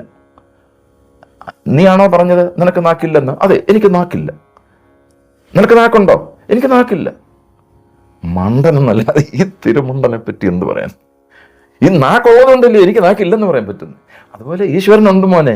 ഈശ്വര സർവഭൂതാനാം ഹൃദയശേ അർജുന തിഷ്ഠതി ഭ്രാമയൻ സർവഭൂതാനി യന്ത്രാരൂഢാണിമായ ഈശ്വരൻ ഈ പ്രപഞ്ചത്തിലെ സമസ്തത്തിലും ഇങ്ങനെ ആവാസം ചെയ്തിട്ട് ഇതിനകത്ത് ചലനമായും നൃത്തമായും ഭാവമായും ഒരു മന്ദമാരുതനായും പ്രചണ്ഡമായ കൊടുങ്കാറ്റായിട്ടും ഒക്കെ അതിൻ്റെ നിശ്ചിത സമയങ്ങളിൽ അതിൻ്റെ പ്രവർത്തനങ്ങൾ നിർവഹിക്കുന്നത് കൊണ്ട് മാത്രമാണ് പൊന്നു മക്കളെ നമുക്കൊക്കെ ഈ പ്രപഞ്ചത്തിൽ ജീവിക്കാൻ സാധിക്കുന്നത്. നീ ഇന്ന് രാത്രി പോയി കിടന്നുറങ്ങുന്നു, നാളെ രാവിലെ നീ എണീക്കുന്നില്ലെങ്കിൽ തീർന്നല്ല, നിന്റെ യുക്തിവാദവും തീർന്നു, സർവ്വതും തീർന്നു അല്ലേ? മാരക രോഗങ്ങൾ വന്നു കഴിഞ്ഞിരുന്നാൽ നിൽക്കുന്ന നിപ്പിൽ ആള് തീരും. 1983 കാലഘട്ടത്തിൽ അമേരിക്കൻ പ്രസിഡന്റായിട്ടിരുന്നയാളാണ് റൊണാൾഡ് റീഗൻ. ലോകത്തിലെ ഏറ്റവും വലിയ സിനിമാക്കാരൻ. ഇന്ന് ഇന്ത്യയിലെ ഏറ്റവും വലിയ സിനിമാക്കാരൻ എന്ന അമിതാഭ് ബച്ചനെ വിളിക്കുന്നത് പോലെ ലോകത്തിലെ ഏറ്റവും വലിയ ഫിലിം സ്റ്റാർ ആയിരുന്നു. അമേരിക്കൻ പ്രസിഡന്റായി. പക്ഷെ അത് കഴിഞ്ഞിട്ട് അദ്ദേഹത്തിന് അൾഷൈമേഴ്സ് ഡിസീസ് ബാധിച്ചു. 16-17 കൊല്ലം ആഞ്ഞലി തടി വെട്ടിയിട്ട് എങ്ങനെ കിടക്കും അതുപോലെ കിടന്നു. സ്വന്തം ഭാര്യയും മക്കളും മുന്നിൽ വന്നു നിന്നാൽ പോലും ഐഡന്റിഫൈ ചെയ്യാൻ സാധിക്കത്തില്ല. ചികിത്സിക്കാൻ നിവൃത്തിയില്ലാഞ്ഞിട്ട് അമേരിക്കയിൽ എന്തിനും പഞ്ഞം ഒന്നും സാധിക്കില്ല. കാരണം കൃത്യമായി ഏത് ന്യൂറോണിനാണോ ഡാമേജ് പറ്റിയാൽ ഈ മറവി രോഗം കംപ്ലീറ്റ് ന്യൂറോൺസിനെയും പാരലൈസ്ഡ് ആക്കുന്നത് ആ ഒരു ന്യൂറോൺ തീർന്നു, അതോടെ തീർന്നു. ഇത്രയേ ഉള്ളൂ നമ്മുടെയൊക്കെ അവസ്ഥ. ഇത് നമുക്ക് നല്ലതായിട്ട് മനസ്സിലാക്കാൻ സാധിച്ചാൽ അപാരമായ കൃപ നമ്മിലേക്ക് വന്ന് നിറയുന്നൊരു അനുഭവമുണ്ട്. അപാരമായ വിനയം നമ്മിലേക്ക് വന്ന് നിറയുന്നൊരു അനുഭവമുണ്ട്. 2 ക്വസ്റ്റ്യൻ കൂടെ സ്വയം ചോദിക്കുക, അതോടെ നീ ക്ലീൻ ആവും. ആദ്യത്തെ ക്വസ്റ്റ്യൻ, ഈ പ്രപഞ്ചത്തിലെ സർവ്വകാര്യങ്ങളെപ്പറ്റിയും എനിക്ക് സമ്പൂർണ്ണ ബോധമുണ്ടോ? സ്വയം ചോദിക്കുക. ഈ പ്രപഞ്ചത്തിലെ സർവ്വകാര്യങ്ങളെപ്പറ്റിയും എനിക്ക് സമ്പൂർണ്ണ ബോധമുണ്ടോ? സമ്പൂർണ്ണ ജ്ഞാനമുണ്ടോ? ബിഗ് നോ അല്ലേ? ഹിമാലയ പർവ്വതത്തെക്കാളും വലിയൊരു നോ ആയിരിക്കും. രണ്ടാമത്തെ ക്വസ്റ്റ്യൻ കണക്റ്റഡാ, ചോദിച്ചോണം, സത്യസന്ധമായിട്ട് ചോദിക്കണം. Never ask to your mind but ask to your conscience. രണ്ടാമത്തെ ക്വസ്റ്റ്യൻ, എനിക്ക് അറിഞ്ഞുകൂടാത്ത കാര്യങ്ങൾ ഈ പ്രപഞ്ചത്തിൽ ഉണ്ടായിക്കൂടെ? എനിക്കറിഞ്ഞുകൂടാത്ത കാര്യങ്ങൾ ഈ പ്രപഞ്ചത്തിൽ ഉണ്ടായിക്കൂടെ? അതിൻ്റെ വോളിയമല്ലേ വലുത്. ശംഖുമുഖത്ത് പോയിട്ട് നീ ഒരു ബക്കറ്റിൽ കടൽ വെള്ളം കോരും. Now you are under possession of a bucket full of sea water. നീ ഈ കോരിയെടുത്ത കടൽ വെള്ളം നീ കരയ്ക്കോട്ട് മാറ്റി വെക്കുന്നു. എന്നിട്ട് ഇതിനും മിച്ചം ലോകത്തുള്ള എല്ലായിടത്തുമായിട്ട് കറങ്ങി കിടക്കുന്ന കടലിലെ വെള്ളത്തിൻ്റെ ഒരു പെർസെൻറ്റേജ് എടുക്കുന്നു. അപ്പം ഒരു പോയിന്റ് ഇട്ടിട്ട് 0.000 നീ ഓട്ടോറിക്ഷ പിടിച്ചാലും ലോക്കത്തില്ല, നീ എയറോപ്ലെയിനെ പിടിച്ചു പോകണം, അവസാനം ഒരു 1 അത്രയല്ലേ ഉള്ളൂ. അപ്പം നിന്റെ ജ്ഞാനമെന്ന് വെച്ചാൽ ലിമിറ്റഡാ മോനെ, ഇത്രയേ ഉള്ളൂ. സർവ്വതും യുക്തി കൊണ്ട് നിനക്ക് അളക്കാൻ സാധിക്കത്തില്ല. യുക്തി കൊണ്ട് അളക്കാൻ സാധിക്കുമെങ്കിൽ മോഡേൺ സയന്റിസ്റ്റിൻ്റെ അടുത്ത് ആൽബർട്ട് ഐൻസ്റ്റീനെ പോലെയുള്ള ആളുകൾ പറഞ്ഞു വന്ന ശാസ്ത്രത്തിൻ്റെ പശ്ചാത്തലത്തിൽ ഞാൻ വളരെ വിനയത്തോടെ ഒരു ചോദ്യം ചോദിക്കാൻ ആഗ്രഹിക്കുക. ലോകത്തുള്ള പല യൂണിവേഴ്സിറ്റികളിലും പോയി ഞാൻ ഈ വിഷയം ക്ലാസ് എടുത്തിട്ടുണ്ട്. ഞാൻ അവരോട് ചോദിച്ചിട്ടുണ്ട്, മൂക്കും കുത്തി വീണിട്ടുണ്ട്. എൻ്റെ ഈ ഭവനത്തിൽ വന്നിരുന്ന് പിന്നീട് കണ്ടിന്യൂസ് സ്റ്റഡി അവർ നടത്തിയിട്ടുണ്ട്. ഒറ്റ ക്വസ്റ്റ്യൻ, മോറൽ സയൻസ് ആണോ ഫിസിക്കൽ സയൻസ് ആണോ മനുഷ്യൻ്റെ നന്മയ്ക്ക് അടിസ്ഥാനം? മോറൽ സയൻസ് ആണോ ഫിസിക്കൽ സയൻസ് ആണോ മനുഷ്യന് സാമൂഹ്യ ജീവിതത്തിൽ മൂല്യങ്ങളും നന്മകളും പാലിച്ച് ശുദ്ധമായ a serene, calm, pure, dignified way of life മുന്നിലേക്ക് കൊണ്ടുപോകാൻ ഉപാധിയായി തീരുന്നത്? ഈ ചോദ്യം ചോദിച്ചു പലരും. ഫിസിക്കൽ ലൈഫ് എന്ന് പറഞ്ഞു അല്ലെന്ന് എസ്റ്റാബ്ലിഷ് ചെയ്യാൻ എനിക്ക് 1 മിനിറ്റ് പോലും വേണ്ട. I'm a bundle of energy. Agreed. എൻ്റെ ഭാര്യ അപ്പുറത്തിരിക്കുന്നു. She is another bundle of energy. ഞാൻ എൻ്റെ ഭാര്യയും തമ്മിൽ ഇൻട്രാക്ഷൻ ഉണ്ടാകും. അതിനെ interaction between 2 bundles of energies എന്ന് പറയും. 2 ബണ്ടിൽസ് ഓഫ് എനർജി. കുഞ്ഞുങ്ങൾ ജനിക്കുന്നു, സുഖം പങ്കിടുന്നു, ദുഃഖം പങ്കിടുന്നു, സർവ്വതും ശരിയാണ്. അടുത്ത നിമിഷം എന്നിലെ ഫിസിസിസ്റ്റ് ഉണരുന്നു. തൊട്ടപ്പുറത്ത് എൻ്റെ സഹോദരി, ഭാര്യയുടെ കുറെ കൂടെ ആരോഗ്യമുള്ള സൗന്ദര്യമുള്ള എൻ്റെ സഹോദരി, എൻ്റെ അമ്മയ്ക്ക് എനിക്ക് പിറന്ന എൻ്റെ അമ്മയിൽ ഒറ്റ അച്ഛൻ, ഒരമ്മ, എൻ്റെ അനിയത്തി അല്ലെങ്കിൽ ചേച്ചി ഇരിക്കുന്നു. അടുത്ത നിമിഷം ചിന്തിക്കുക, she also is another bundle of energy. അപ്പം ഞാൻ ഭാര്യയോട് ചെയ്തതുപോലെ എല്ലാം അവരോടും ചെയ്യാം. കാരണം it also is interaction between just another bundle of energy. Will you accept it? This is my question. ഞാനൊന്നും പറയരുത്. ചോദിക്കുന്നതിന് മറുപടി പറയണം, അന്തസ്സായിട്ട് മാൻലിനെസ്സിലൂടെ മറുപടി പറയണം. ഇനി ഞാൻ സ്വല്പം കൂടെ അശ്ലീലം പറയാൻ പോവാം. എസ്കലേറ്റ് ചെയ്ത് പറയാൻ പോവാം. Another higher degree. എൻ്റെ അമ്മ അപ്പുറത്തിരിക്കുക. അമ്മയുടെ ശരീരം റെഡ്യൂസ് ചെയ്താലും അനദർ ബണ്ടിൽ ഓഫ് എനർജി. ഭാര്യയോട് പെരുമാറിയതുപോലെ തന്നെ അമ്മയോടും പെരുമാറുന്നതിൽ തെറ്റില്ല. കാരണം there is no sin in science. Can you think of that? ചിന്തിക്കാൻ പറ്റൂ. വൈ? ഇവിടെ ഒരു ബണ്ടിൽ ഓഫ് എനർജിയിൽ ഭാര്യയെയും, ഒരു ബണ്ടിൽ ഓഫ് എനർജിയിൽ സഹോദരിയെയും, വേറൊരു ബണ്ടിൽ ഓഫ് എനർജിയിൽ പെറ്റമ്മയെയും റിയലൈസ് ചെയ്യാനുള്ളത് ഫിസിക്സിൽ കൂടെ അല്ല നിനക്ക് തലയ്ക്ക് കിട്ടേണ്ടത്, കൾച്ചറിൽ കൂടെയാണ്, സംസ്കാരത്തിൽ കൂടെയാണ് കിട്ടേണ്ടത്. ഇത് പകർന്നു തരാൻ ധർമ്മശാസ്ത്രത്തിനെ സാധിക്കുകയുള്ളൂ. കെമിസ്ട്രി എന്നോ ഫിസിക്സ് എന്നോ ബയോളജി എന്നോ സുവോളജി എന്നോ നീ പറയുന്ന ഓരോ ഓളജി കൂടെയും നിനക്കിത് കിട്ടത്തില്ല. നീ ഏത് ഓളജി പഠിച്ചില്ലേലും ഭാര്യയും സഹോദരിയെ പെറ്റമ്മയും തിരിച്ചറിഞ്ഞ് ജീവിക്കുന്നതാണ് ശ്രേഷ്ഠമെന്ന് കരുതുന്ന ഒരു രാഷ്ട്രമാണ് ഭാരതം. ഇത് നല്ലതായിട്ട് മനസ്സിലാക്കുക. ഇന്നത്തെ ചെറുപ്പക്കാർ വഴിതെറ്റി കള്ളിനും കഞ്ചാവിനും ഡ്രഗിനും പിന്നാലെ പോയിട്ട് അവൻ്റെ സ്വത്വം നഷ്ടപ്പെട്ട അച്ഛൻ്റെ അമ്മയുടെ കണ്ണ് വെട്ടിച്ച് തോന്നിവാസങ്ങൾ കാണിച്ച് 18, 20, 22 വയസ്സാകുമ്പോഴത്തേക്ക് അവൻ്റെ ജീവിതം ബർബാദായി പോകുന്നത് ഈ ബോധതലം ആ കുഞ്ഞുങ്ങൾക്ക് കൊടുക്കാൻ നമുക്ക് നമ്മളുടെ എഡ്യൂക്കേഷണൽ ഇൻസ്റ്റിറ്റ്യൂഷൻസ് അതിന് സംവിധാനമില്ലാത്തതുകൊണ്ട്. You just think of our future generations. അവരുടെ മനസ്സിലേക്ക് നീതിബോധത്തിൻ്റെയും മര്യാദയുടെയും എലമെന്റ്സ് എവിടെ നിന്ന് കിട്ടുന്നു? ഇന്ന് പേരൻസാണ് ഏറ്റവും വലിയ criminals. They are M-cube. They are making their children M-cubes. Money making machines. മോനെ നീ എഞ്ചിനീയർ ആവണം, എഞ്ചിനീയറായിട്ട് രാഷ്ട്രത്തെ സേവിച്ച് നീ കാശുണ്ടാക്കണമെന്നാണോ, അതോ നീ കൊളക്കമ്പി വെച്ച് പാലം വറുത്ത് ബാക്കി കാശ് ഊറ്റി വീട്ടിൽ കൊണ്ടുവരണമെന്നാണോ അച്ഛനമ്മയും പറഞ്ഞു കൊടുക്കുന്നത്? മോനെ നീ ഡോക്ടറാവണം, ഉടനെ രോഗികളങ്ങ് സേവനം നടത്തി വലിയ ആളാവണമെന്നാണോ? അല്ല, ആവശ്യം പോലെ കാശുണ്ടാക്കി വീട്ടിൽ കൊണ്ടുവരണമെന്നല്ലേ പറയുന്നത്. ഇതുപോലെ എല്ലാ രംഗങ്ങളിലും നിങ്ങൾ മത്സര ബുദ്ധിയോടുകൂടെ നിങ്ങളുടെ കുഞ്ഞുങ്ങളെ വിളിച്ചു നിർത്തി, മോനെ നീ ഡോക്ടറാവണം, മോനെ നീ എഞ്ചിനീയർ ആവണം, മോനെ നീ പോലീസുകാരനാവണം, മോനെ നീ IAS കാരനാകണമെന്ന് ചോദിക്കുന്നു, പറയുന്നു. വളരെ വിനയത്തോടെ ഒരു ക്വസ്റ്റ്യൻ ഞാൻ ചോദിക്കാൻ ആഗ്രഹിക്കുകയാണ്. വേറൊന്നല്ല, മോനെ നീ പോലീസോ, നീ IAS കാരനോ, നീ എഞ്ചിനീയറോ ഡോക്ടറോ ഒന്നും ആവണം, നീ ഒരു നല്ല മനുഷ്യനാവണമെന്ന് പറഞ്ഞ ഒരു പേരൻറ്റിനെ എനിക്ക് കാണിച്ചു തരാം. So parents are the criminals. What you think? അത് തന്നെ സംഭവിക്കും സമൂഹത്തിൽ. നിങ്ങൾ M-ക്യൂബുകളെ വീട്ടിൽ വളരാൻ ആഗ്രഹിക്കുന്നത്, അതുകൊണ്ട് നിങ്ങളുടെ വീട്ടിൽ പോലീസും IASഉം ഡോക്ടറും എഞ്ചിനീയറും ഒക്കെ വരും, മനുഷ്യനില്ലാതാകും. എന്നതാ സംഭവിച്ചുകൊണ്ടിരിക്കുന്നത്. ഞാൻ 2 കുട്ടികളുടെ അച്ഛനാണ്. എൻ്റെ മൂത്ത മോൻ 34 വയസ്സുള്ള ആളാണ്, രണ്ടാമത്തെ ആൾ 27 വയസ്സുള്ള ആളാണ്. ഇതൊന്നും അറിഞ്ഞുകൂടാത്ത, ഗാർഹസ്ഥ്യ ജീവിതത്തിൻ്റെ ദുരിതങ്ങളൊന്നും അറിഞ്ഞുകൂടാത്ത ആളൊന്നുമല്ല, സർവ്വ ദുരിതങ്ങളും അനുഭവിച്ചുകൊണ്ട് ജീവിക്കുന്ന ആളാണ്. പക്ഷേ റൈറ്റ് ഫ്രം ദ ചൈൽഡ്ഹുഡ് കുഞ്ഞുങ്ങളെ ഞാൻ ആ ഒരു ലെവലിലാണ് അത് ബ്രിങ് അപ്പ് ചെയ്തത്. എൻ്റെ ഒരു സ്വയം കൺട്രോളിൽ വന്നിട്ടുള്ള ഒരുപാട് കുടുംബങ്ങളിലെ കുഞ്ഞുങ്ങൾക്ക് ഈ ഒരു ആത്മബോധം പകർന്നു കൊടുക്കാനും, മോനെ നീ ഭൗതികമായിട്ട് നീ ഒന്നും ആയില്ലെങ്കിലും മനുഷ്യത്വം നഷ്ടപ്പെടാതെ ജീവിക്കണമെന്ന് പറഞ്ഞ് ബിൽഡപ്പ് ചെയ്തെടുക്കാനുള്ള ഒരുപാട് കുട്ടികൾക്ക് കൗൺസിലിംഗ് കൊടുത്ത് നല്ലതാക്കി എടുക്കാനുള്ള ഒരു സൗഭാഗ്യം എനിക്ക് കിട്ടിയിട്ടുണ്ട്. അപ്പം ഞാൻ പറയുന്നത് ഇവിടെ ഞാൻ ഒന്ന് കൺക്ലൂഡ് ചെയ്യുകയാണ്. നമ്മൾ ചിന്തിക്കുക, ധൃതി, ക്ഷമ, ദമ, അസ്തേയം, ശൗചം, ഇന്ദ്രിയ നിഗ്രഹം, ധീ, വിദ്യ, സത്യം, പരമമായ സത്യം, ശാശ്വതമായ സത്യം, അത് മാത്രം മനസ്സർപ്പിക്കുക. സത്യം, അക്രോധം, പൊട്ടിത്തെറിക്കാതിരിക്കുക, ദേഷ്യപ്പെടാതിരിക്കുക, അക്രോധം, ദശകം, ധർമ്മലക്ഷണം. ഇത് 10 പോസിറ്റീവ് ഹ്യൂമൻ ക്വാളിറ്റീസിൻ്റെ ഒരു ബണ്ടിലാണ്. ഇത് സഫിഷ്യൻ്റായിട്ട് മനസ്സിലാക്കി നിത്യജീവിതത്തിൽ സ്പാർക്കിംഗ് സിറ്റുവേഷൻസിൽ ക്രംബിൾ ചെയ്ത് പോകാതെ പാലിക്കാൻ സാധിക്കുന്ന ഒരു മനുഷ്യനെ നിങ്ങൾക്ക് ഒരിക്കലും ഡിഫീറ്റ് ചെയ്യാൻ ഒക്കത്തില്ല. എൻ്റെ ഒരു ആധ്യാത്മിക ഗുരുനാഥൻ, പേര് പറയുന്നില്ല, അദ്ദേഹം പറഞ്ഞ ഒരു സംഗതിയുണ്ട്, അതും കൂടെ ഞാൻ പറഞ്ഞ് അവസാനിപ്പിക്കാം. ഈ പ്രപഞ്ചത്തിൻ്റെ ഒരു പുൽക്കൊടി പോലും വേണ്ട എന്ന് ചിന്തിക്കുന്ന ഒരു മനുഷ്യനെ ഈ പ്രപഞ്ചത്തിൽ ഒരുത്തനും ഒന്നും ചെയ്യാൻ, നിങ്ങൾക്ക് ഒരു ചുക്കം ചെയ്യാനൊക്കത്തില്ല. ഈ പ്രപഞ്ചത്തിൻ്റെ ഒരു പുൽക്കൊടി പോലും വേണ്ട, പോടാ പുല്ല എന്ന് പറഞ്ഞ് ജീവിക്കാൻ സാധിക്കുന്ന ഒരുത്തന് ഈശ്വരൻ മാത്രം സത്യം. ഞാൻ ആ ഭഗവാനിൽ ജീവിക്കുന്നു. ഭഗവാൻ എൻ്റെ സ്മരണയിലല്ല ജീവിക്കുന്നത്, ഞാൻ ഓർക്കുമ്പോൾ എനിക്കിട്ടുള്ളപ്പോൾ ഭഗവാൻ വരണമെന്നല്ല, ഞാൻ ആ ഭഗവാനിൽ ജീവിക്കുന്നു എന്ന് പറഞ്ഞിട്ട് ഗോകുലവാസികൾ കാണിച്ച, വൃന്ദാവനവാസികൾ കാണിച്ച ഐഡിയൽ മോഡൽ. അങ്ങനെ ഭഗവാനിൽ ജീവിക്കുന്ന ആളുകളെ പിന്നെ ഭഗവാന് പോലും ഡിഫീറ്റ് ചെയ്യാനൊക്കത്തില്ല. That is the greatness of human life. അപ്പം ഞാൻ സൂചിപ്പിച്ചത് ഇത്ര മാത്രമേ ഉള്ളൂ. വളരെ പ്രധാനപ്പെട്ട ഒരു സംഗതിയാണിത്. ഇനി ഇതിൻ്റെ ഒരു മോസ്റ്റ് മോഡേൺ ആപ്ലിക്കേഷൻ, അതിൻ്റെ ഒരു സിറ്റുവേഷൻ കൂടെ ഒന്ന് സൂചിപ്പിച്ചിട്ട് ഞാനിത് അവസാനിപ്പിക്കാം. വളരെ പ്രശസ്തനായ ഒരു മാനേജ്മെൻറ്റ് എക്സ്പെർട്ട്, അദ്ദേഹത്തിന് പബ്ലിസിറ്റി കൊടുക്കേണ്ടെന്ന് കരുതി അദ്ദേഹത്തിൻ്റെ പേര് പറയുന്നില്ലെന്നേ ഉള്ളൂ. അദ്ദേഹം എനിക്ക് ബാക്കി എല്ലാ കാര്യത്തിലും ഇഷ്ടമാണ്, പക്ഷേ വേറെ ചില ആശയങ്ങളിൽ ഇഷ്ടക്കേടുണ്ട്, അതുകൊണ്ട് അദ്ദേഹത്തിന് പബ്ലിസിറ്റി കൊടുക്കുന്നില്ലെന്നേ ഉള്ളൂ.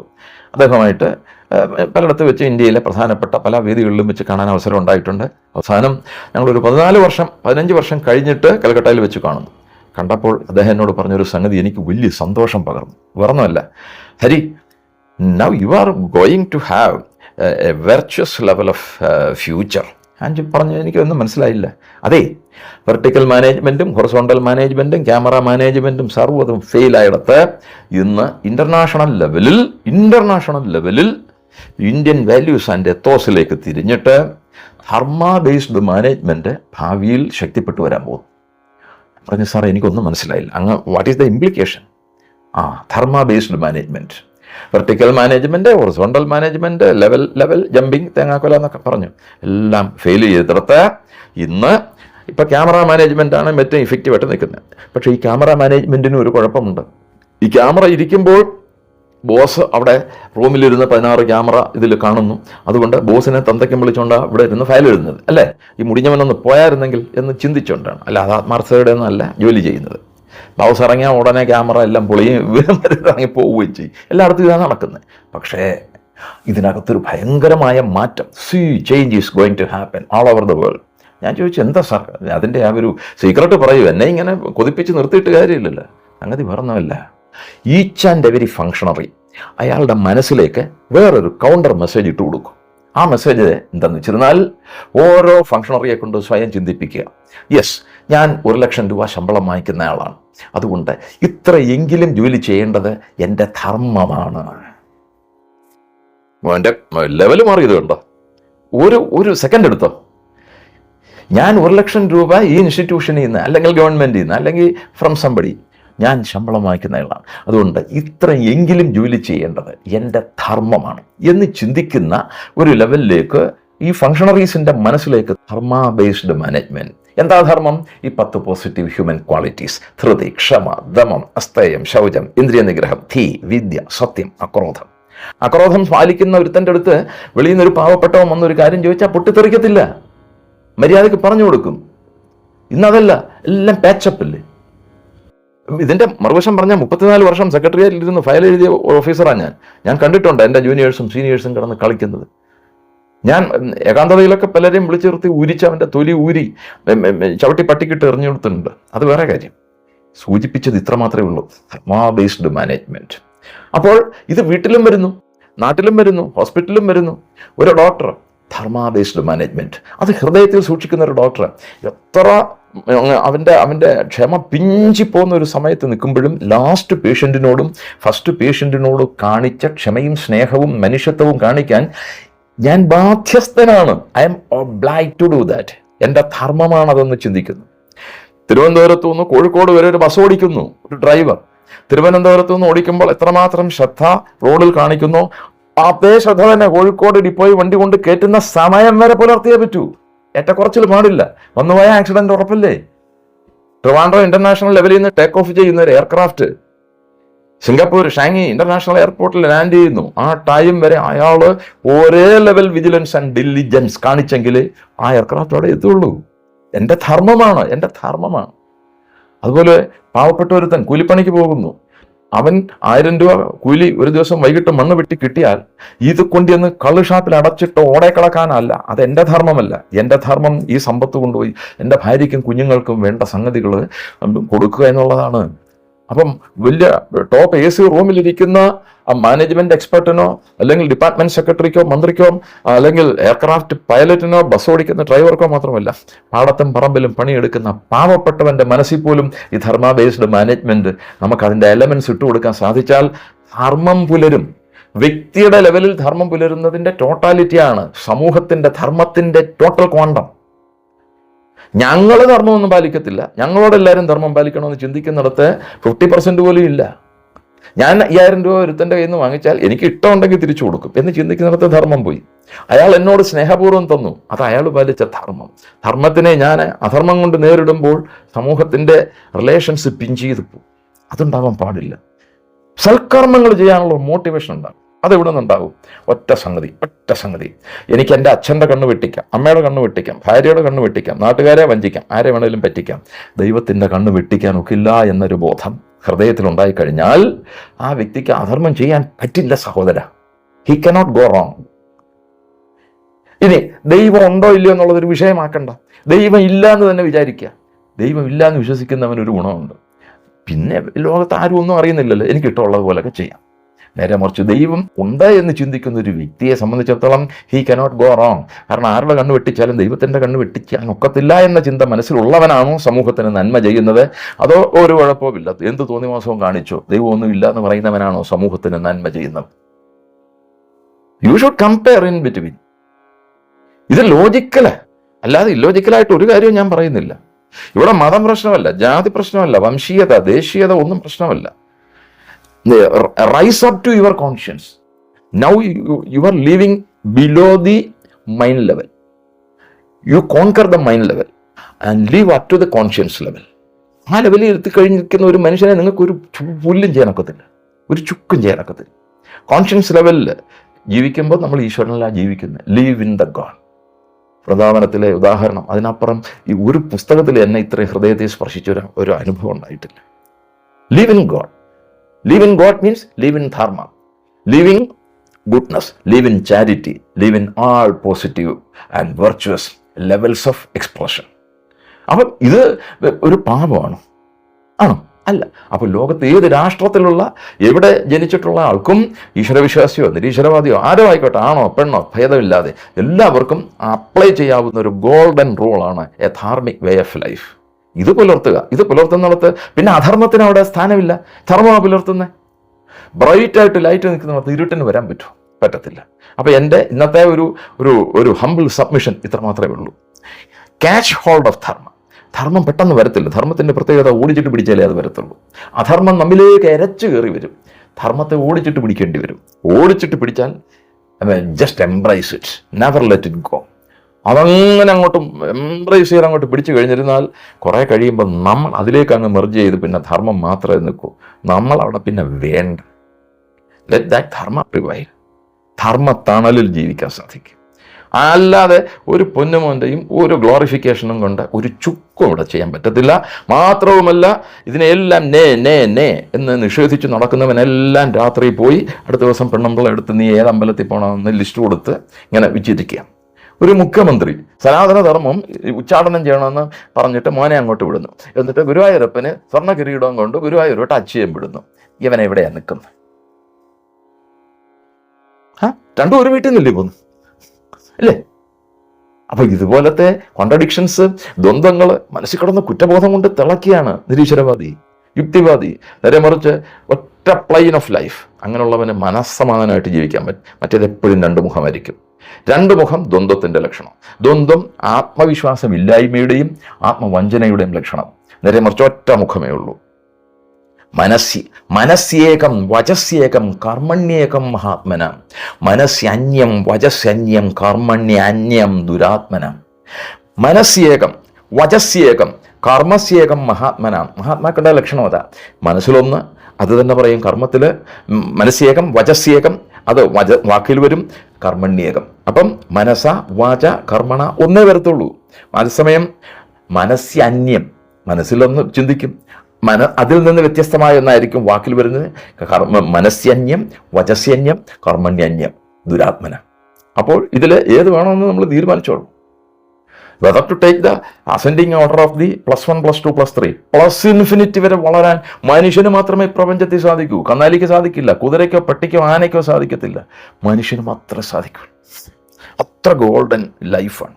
സ്വാമി വിവേകാനന്ദൻ പറയുന്നു, life is so precious, life is so sanctified, life is so unexplainable. അപ്പം അത്രയും പ്രഷ്യസ് ആയിട്ടുള്ള അൺഎക്സ്പ്ലെയിനബിൾ ആയിട്ടുള്ള പൊട്ടൻഷ്യൽ ഈ പ്രപഞ്ചത്തിൽ മനുഷ്യന് മാത്രമേ ഉള്ളൂ. അതിനെ നമ്മൾ മാക്സിമം പ്രയോജനപ്പെടുത്തുക. B divine and B God it self. ആ ലെവലിലേക്ക് നമുക്ക് ചിന്തിക്കുവാൻ സാധിച്ചാൽ നമ്മളെ കൊണ്ട് ഈ പ്രപഞ്ചത്തിന് ഒരു ദോഷവും വരത്തില്ല. നേരെ മറിച്ച് നമ്മളെ കൊല്ലാൻ വരുന്നവന് പോലും അവൻ്റെ കയ്യിൽ നിന്നെന്തോന്ന് ചോദിക്കാനുള്ളൊരു മനോവൃത്തിയിലേക്ക് നമുക്ക് വളരാൻ സാധിക്കും. അവിടെ പിന്നെ ആർട്ടിഫിഷ്യൽ സർവീസ് ഏജൻസി ഒന്നും ആവശ്യമില്ല.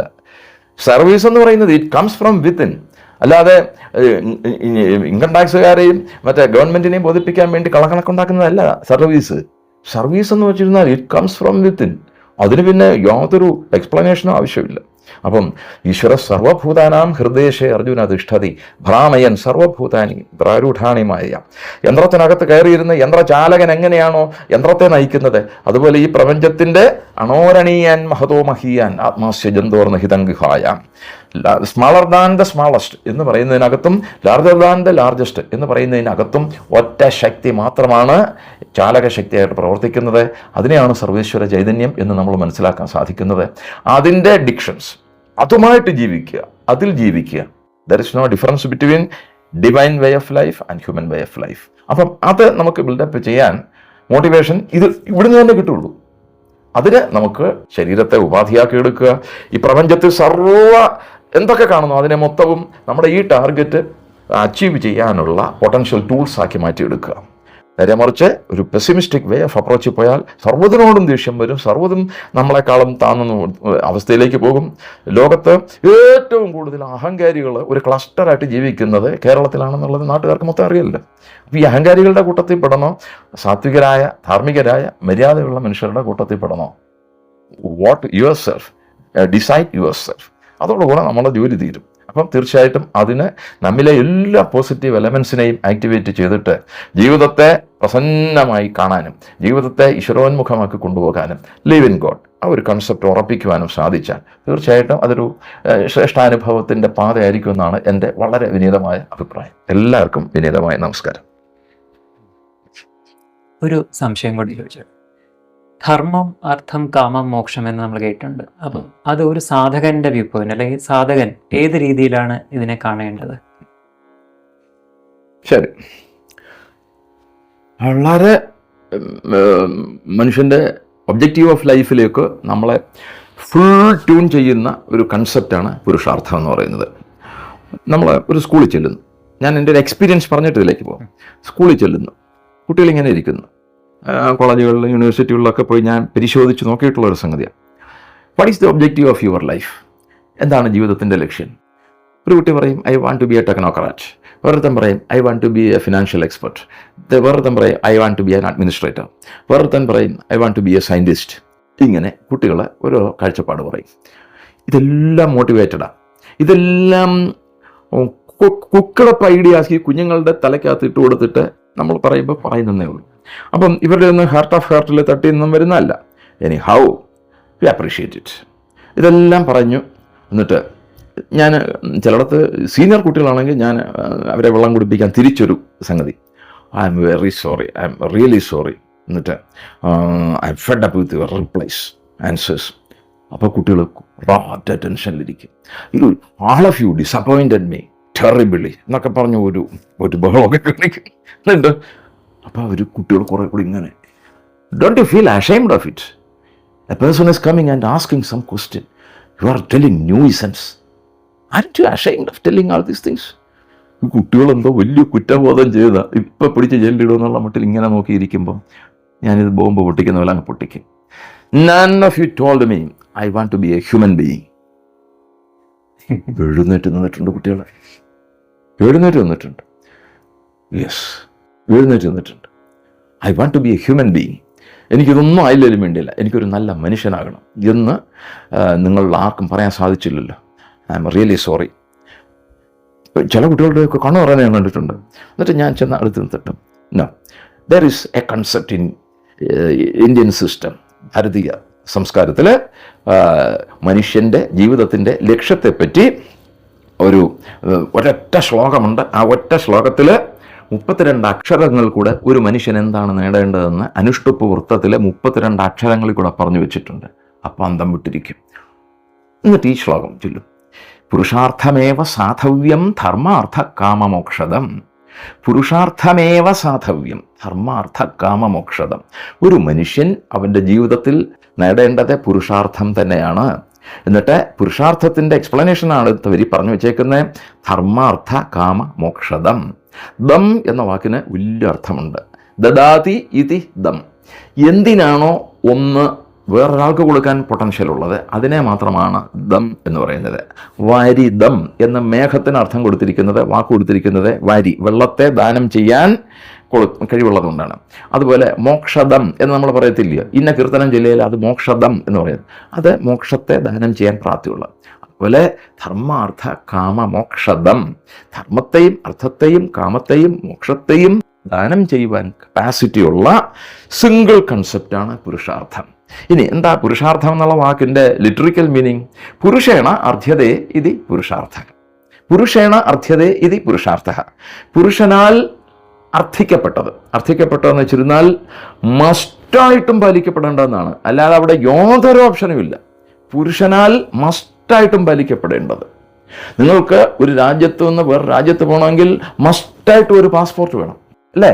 അതുപോലെ ഇത് മസ്റ്റാണ് ആ പുരുഷാർത്ഥം. എന്നിട്ട് ഓരോ വ്യക്തിയുടെയും ജീവിതത്തിൽ ആശാൻ പള്ളിക്കൂടത്തിലെ ഗുരുക്കന്മാരുടെ പാദങ്ങളിൽ ഇരുത്തി പഠിപ്പിക്കുന്ന ABCD പഠിപ്പിക്കുന്നതിൽ അടിസ്ഥാനപരമായിട്ട് പഠിപ്പിക്കുന്നതാണ് ഈ ധർമാർത്ഥ കാമമോക്ഷദം, പുരുഷാർത്ഥപ്രാപ്തി. ഇനി എന്താ ഇതിൻ്റെ എലമെൻറ്റ്സ്, ഇതിൻ്റെ പെർസെൻറ്റേജ് എത്രയാണ്, ഇതിൻ്റെ കണക്ടിവിറ്റി എങ്ങനെയാണ്, ഒന്നിനേക്ക് മനുവറായിട്ട് മാറുന്നത് എങ്ങനെയാണ്, ഇതും ഭയങ്കരമായിട്ട് അത് കോർഡിനേറ്റഡായിട്ട് ഞാൻ 1.5 മണിക്കൂറൊക്കെ ഇത് ക്ലാസ് എടുത്തിട്ടുണ്ട്.